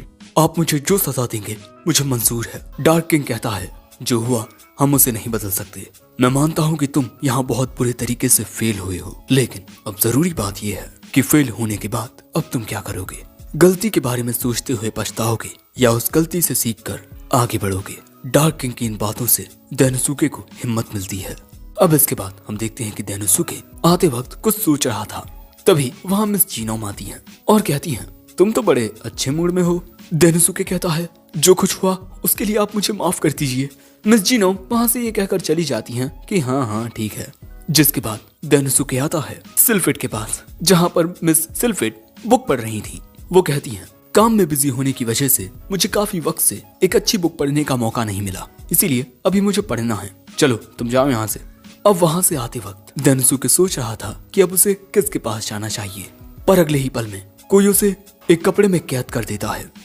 उसके ऊपर इस तरह से कपड़ा डाल देता है और उसे उठाकर ले जाने लगता है। डेनोसुके को लगता है कि क्योंकि उसका प्लान फेल हो गया इसीलिए कोई उससे बदला ले रहा है। लेकिन इसके बाद एक जगह पर डेनोसुके उस थैले में से बाहर निकलता है और बाहर निकलकर उस शख्स से माफी मांगता है जिसने उसे इस बोरे में कैद किया था। लेकिन तभी वो देखता है कि उसके सामने मांस पक रहा है और उसे वहाँ पर इस तरह लेकर आई हैं मिस उलमेंड्रा। वो कहती हैं, चलो खाने का वक्त हो गया है, आओ खाना खाते हैं। डेनोसुके वहीं बैठ जाता है और मिस उलमेंड्रा कहती हैं, मैं तुम्हारे ही सिखाए तरीके से ये खाना बना रही हूँ। वो कहता है, मिस उलमेंड्रा क्या आप मुझे चीयर अप करने की कोशिश कर रही हैं? वो शर्मा कर कहती है, तुम्हारे मुझ पर काफी एहसान है। वैसे अगर मैं तुम्हारे थोड़ा करीब बैठूं तब तुम बुरा तो नहीं मानोगे? वो कहता है, नहीं। जिसके बाद मिस उलमेंड्रा डेनोसुके के पास आकर बैठ जाती हैं। पर तभी वहाँ ओलुलु आ जाती है और वो यहाँ फल लेकर आई है। लेकिन यहाँ सिचुएशन को देख वो समझ जाती है कि वो गलत टाइम पर आई है और इसके बाद ये यहाँ खाना शुरू कर देते हैं। खाना खाने के बाद मिस उलमेंड्रा और ओलुलु यहीं सो जाते हैं। डेनोसुके उनके पास आकर उन्हें एक कंबल उड़ा देता है और फिर इन सबको शुक्रिया कहता है जिन्होंने उसकी इस गलती को नजरअंदाज करके उसे चीयर अप किया। वो कहता है, सच में मैं बहुत खुश नसीब हूँ जो मुझे इतने अच्छे साथी मिले। साथ ही वो डीमन लॉर्ड को याद करके कहता है, मैं आपकी उम्मीदों पर खरा उतरूंगा डार्क किंग। जिसके बाद डेनोसुके सीरियस हो जाता है। दूसरी ओर गोल्डन कंट्री में हम रैम्पेज किंग को देखते हैं जो उस शख्स के पास बैठे हुए थे जो उन्हें ये रोज बैरन्स कम दाम पर बेच रहा है। और दोस्तों, ये बूटेकैलियन होता है, वही सुअर जो पहले उन अंकल आंटी को परेशान कर रहा था। किंग पूछता है, तुमने इन रोज बैरन्स का इंतजाम कहाँ से किया? ये कहता है, किंग ये तो एक टॉप सीक्रेट है। और यहीं ये एपिसोड एंड होता है। अब एपिसोड 7 की शुरुआत में हम देखते हैं कि डेनोसुके इस बारे में सोच रहा था कि मार्केट में इसी के जैसा सिमिलर प्रोडक्ट आखिर कहां से आ सकता है। अगर कोई टैलेंटेड इंजीनियर भी इस आइटम को कॉपी करने की कोशिश करता तब भी वो इतने कम वक्त में इसे बना नहीं पाता। जिसके बाद डेनोसुके अपने दिमाग के बार में इन सवालों के जवाब के लिए आता है और यहाँ वो अपने खाने का ऑर्डर देता है। तभी वहाँ एक गिटार लेकर मिस्टर सिल्फ्रेड आ जाते हैं और वो वहीं बैठकर गिटार बजाने लगते हैं और गिटार से निकलने वाली धुन इतनी प्यारी होती है कि वो डेनोसुके का दिल ही चुरा लेती है। और अब प्रेजेंट में डेनोसुके को समझ आता है कि किसी ने इन्हें चुराया है। शायद से ऐसा हो सकता है कि जिस गांव में ये लोग मैजिकल बीस्ट को भगाने के लिए रोज मैरन्स पहुंचा रहे हैं, वो गांव वाले उन रोज मैरन्स को किसी को बेच रहे हैं। तभी उल्मेंड्रा आकर बताती है कि जो रोज मैरन्स डेनोसुके ने मैजिकल बीस्ट को भगाने के लिए पहुंचाए थे वो काम नहीं कर रहे हैं। डेनोसुके को समझ नहीं आता कि ये सब क्या हो रहा है। जिसके बाद ये दोनों एक गांव में आते हैं और यहाँ पर मैजिकल बीस्ट ने काफी नुकसान पहुंचाया है। ये और कहते हैं, इन मैजिकल डिवाइसेस को हमारे गांव में आपने ही लगाया था ना मिस्टर डेनोसुके, तो ये काम क्यों नहीं कर रहे? जिसके बाद उल्मेंड्रा बताती है कि मैजिकल डिवाइसेस के काम ना करने की कंप्लेंट सिर्फ इस गांव से नहीं बल्कि बहुत सारे गांव से आ रही हैं। लेकिन इसके बाद डेनोसुके देखता है कि जहां पर उसने रोजमेरन को लगाया था वो वहां है ही नहीं। जिसके बाद वो दूसरी जगहों पर आकर उन डिवाइसेस की लोकेशंस को चेक करता है, लेकिन कहीं पर भी कोई भी मैजिकल डिवाइस नहीं होता। अब यही सब देखकर अपने ऑफिस में डेनोसुके यही सोचने लगता है कि ये सारे रोज बैरन्स गए कहाँ। उल्मेंड्रा कहती है, अब हमें क्या करना चाहिए? डेनोसुके कहता है, अगर गांव का ही कोई शख्स इन्हें बेच रहा होता तब वो कम से कम अपने पास थोड़े रोज बैरन तो रखता ही मैजिकल बीस्ट से बचने के लिए। जिसके बाद डेनोसुके कहता है कि मिस उल्मेंड्रा, आप मुझे बताइए कि कब से किस गांव से कंप्लेंट्स आ रही हैं। जिसके बाद हम देखते हैं कि रात के ही वक्त डेनोसुके उल्मेंड्रा के साथ कहीं जा रहा है और ये लोग जा रहे हैं उस गांव की ओर जहां से कोई कंप्लेंट नहीं आ रही है। पर तभी डेनोसुके कहता है, हमें यहीं छुप जाना चाहिए। जिसके बाद उल्मेंड्रा डेनोसुके की बात मानकर वहीं छिप जाती है। डेनोसुके कहता है, अब यहीं मेरे पास बैठकर बिल्कुल भी शोर मत करना। उल्मेंड्रा को लगता है कि अब वो जवानी की दुनिया में अपने कदम रखने वाली है। पर तभी ये लोग कुछ नोटिस करते हैं। इनके सामने की जगह पर दो शख्स आकर यहाँ से रोज बैरन चुरा रहे थे। पर तभी इनके सामने उल्मेंड्रा और डेनोसुके आ जाते हैं। डेनोसुके कहता है, मुझे लग ही रहा था चोर यहाँ चोरी करने जरूर आएगा, तो मुझे बताओ कि ये काम किसके कहने पर हो रहा है। पर तभी उनमें से एक शख्स डेनोसुके के ऊपर हमला कर देता है। उल्मेंड्रा उसमें लात मारकर उसे वहीं पटक देती है। सो अब वो दूसरा शख्स उल्मेंड्रा से लड़ने के लिए आता है। उल्मेंड्रा उसके हमले से बच उसे भी मुक्का मारकर वहीं गिरा देती है। लेकिन अगले ही पल में वहां पर जितने भी चोर आए थे वो वहां से भागने लगते हैं और जब उल्मेंड्रा उनके पीछे जाने की कोशिश करती है तब डेनोसुके उसे रोक देता है। ये कहकर कि प्लान कामयाब रहा। दूसरी ओर हम देखते हैं कि बूटेकैलियन रैम्पेज किंग के सामने उतने रोजमेरन रख देता है जितने उन्हें चाहिए थे। रैम्पेज किंग कहता है, मैं देखकर हैरान हूँ कि तुम कितनी आसानी से इतने अच्छे प्रोडक्ट का इतना ज्यादा प्रोडक्शन कर पा रहे हो, वो भी इतने कम दाम पर। वो कहता है, ये तो आपका बड़प्पन है जो आप मेरी तारीफ कर रहे हैं। मैं तो बस एक मर्चेंट हूँ जो अपने ग्राहक की सेवा करना चाहता है। अगले सीन में हम बूटेकैलियन को देखते हैं जो शायद बहुत सारा सोना लेकर जा रहा था। दोस्तों, बूटेकैलियन को लोग दो नामों से जानते हैं। पहला, ईश्वर का भेजा हुआ दूत और दूसरा, मौत का फरिश्ता। एक मर्चेंट आखिर कैसे अमीर बन सकता है? सरल सी बात है, कम दाम पर खरीद कर महंगे में बेचना। और इसीलिए मर्चेंट्स हमेशा अच्छे मौकों की तलाश में रहते हैं। एक प्रोडक्ट तब बेकार हो जाता है जब उसके बारे में अफवाहें चारों ओर उड़ने लगती हैं। इसीलिए एक मर्चेंट किसी के नोटिस करने से पहले ही उस प्रोडक्ट को खरीद लेता है। और फिर उसे अच्छे दामों पर बेच देता है। और जैसे ही मैंने ये बात सुनी कि डीमन आर्मी ने रैम्पेज किंग को कांटेक्ट किया है, तब इसमें मुझे एक अपॉर्चुनिटी दिखाई थी। ये प्रोडक्ट इतना काबिल है कि रैम्पेज किंग भी इसे खरीदने के लिए उतावला हो रहा है। मैंने तुरंत ही इस प्रोडक्ट को रेप्लिकेट करने की कोशिश की, लेकिन कोई भी इंजीनियर ऐसा नहीं कर पाया। अब कोई दूसरा यहाँ हार मान लेता, लेकिन मैं तो एक मर्चेंट हूँ और एक मर्चेंट को अपने ग्राहक तक बस प्रोडक्ट पहुँचाना होता है, भले ही चाहे वो इसे खुद ना बनाए। तो क्यों ना प्रोडक्ट को चुरा लिया जाए। और अब मेरी इसी स्ट्रेटजी से मुझे बहुत मुनाफा हो रहा है। लेकिन हो सकता है कि आप लोग मुझे कायर समझें, लेकिन अगर आप मुझे कायर समझते हैं तब आपको बिजनेस करने का सलीका नहीं पता।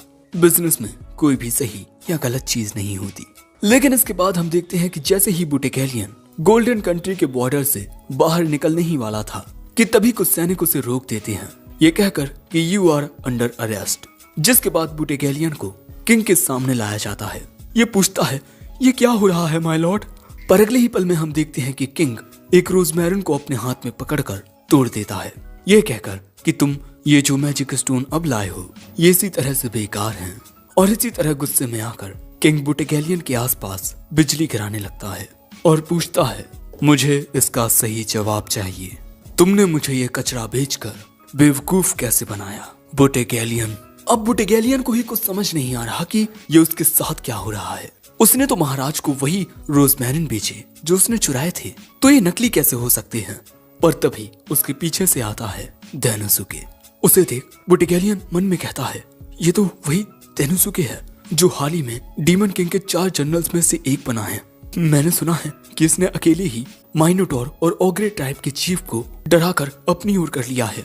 ये तो डीमन किंग की आर्मी का सबसे खतरनाक शख्स है। देनोसुके यहाँ कहता है, जैसा कि आप जानते हैं महाराज, हमारी डीमन आर्मी ने एक नया मैजिक आइटम बनाया है, रोजमेरिन, जो मैजिकल बीस्ट को दूर रखने का काम करता है। लेकिन कुछ वक्त से हमें रोजमेरिन के चुराए जाने की कंप्लेंट्स आ रही हैं, जिससे हमारी डीमन आर्मी की रेपुटेशन और फंड्स को बहुत नुकसान पहुंच रहा था। और इसीलिए हमने यूज किया इन डमी डिवाइस का।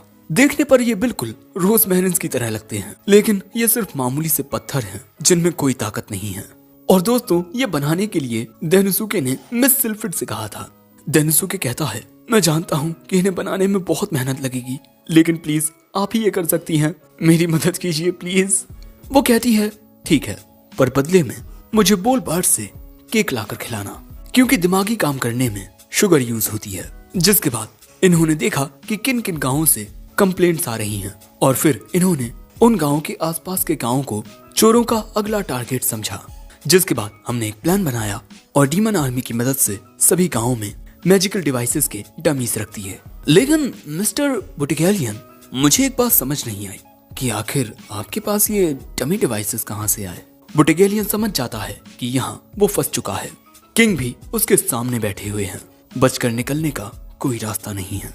इसीलिए वो किंग से कहता है, माय लॉर्ड, ये सब बस एक गलतफहमी है। हमारे ये मैजिकल डिवाइसेस एक दूसरे से मेल खा रहे हैं, ये बस एक इत्तेफाक है और कुछ नहीं। मेरी वजह से आपका वक्त बर्बाद हुआ, आप मुझे माफ कर दीजिए। दोस्तों, बुटेकेलियन बस यहाँ से बचकर निकलना चाहता है, क्योंकि अगर वो जिंदा रहा तो फिर से अपना काम कर पाएगा। पर महाराज कहते हैं, ठीक है, मैं तुम्हें मौत की सजा देता हूँ।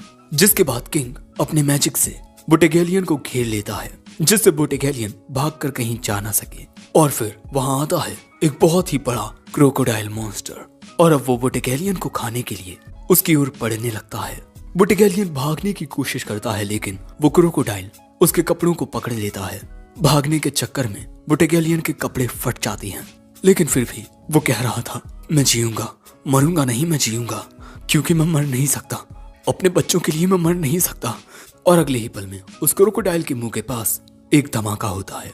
और ये किया था देनोसुके ने, उसने बुटेकेलियन को बचाया है। किंग गुस्से में कहता है, तुम मेरे आदेश के खिलाफ जा रहे हो देनोसुके उचिमुरा। तुम्हारे ही कहने पर मैंने तुम्हारे साथ ये नाटक रचा ताकि बुटेकेलियन की सच्चाई सामने आ सके।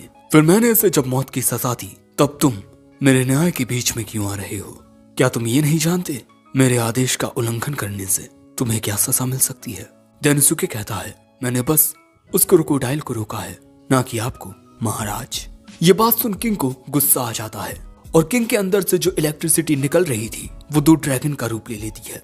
किंग कहता है, तुम मेरे न्याय के बीच में क्यों आ रहे हो? जरा बताओ अब मुझे, क्या तुम इस आदमी के लिए अपनी खुद की जान देना चाहते हो? डेनोसुके कहता है, बिल्कुल भी नहीं महाराज, बल्कि मैं तो ये आपके लिए कर रहा हूँ, क्योंकि मिस्टर बुटिगेलियन को खोने से आपका साम्राज्य खाक हो सकता है, और इन सब चीजों को मद्देनजर रखते हुए मैं ये सब अनदेखा नहीं कर सकता। किंग कहता है, एक मामूली से मर्चेंट के ना होने से मेरा साम्राज्य खाक होगा, कैसे? डेनोसुके कहता है, महाराज आपका साम्राज्य सोने की खदानों के लिए मशहूर है ना? लेकिन पिछले कुछ सालों में ये माइनिंग करने की दर घटी है, इसीलिए सोने को निकालते वक्त अब आप लोग उसकी प्योरिटी का बहुत ध्यान रखते हैं, लेकिन उसकी प्योरिटी के लिए ऑरेंज पाउडर जरूरी होता है। ऑरेंज पाउडर के साथ मैजिक को इन्फ्यूज करके सोने की धातु से सोना निकाला जाता है, लेकिन ऑरेंज पाउडर का सारा काम मिस्टर बुटिगेलियन संभाल रहे हैं, है ना? किंग कहता है, हाँ, तो क्या हुआ, ये जिम्मेदारी किसी और मर्चेंट को दे दी जाएगी। पर डेनोसुके कहता है, आपके साम्राज्य में ऑरेंज पाउडर की सप्लाई इंपोर्ट के जरिए काफी दूर के देश कंट्री ऑफ तोकी से होती है ना?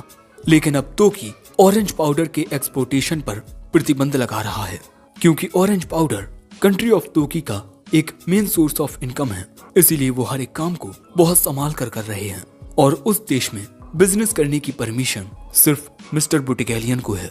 दोस्तों, डेनोसुके यहाँ पर बहुत सारी रिसर्च करके आया है।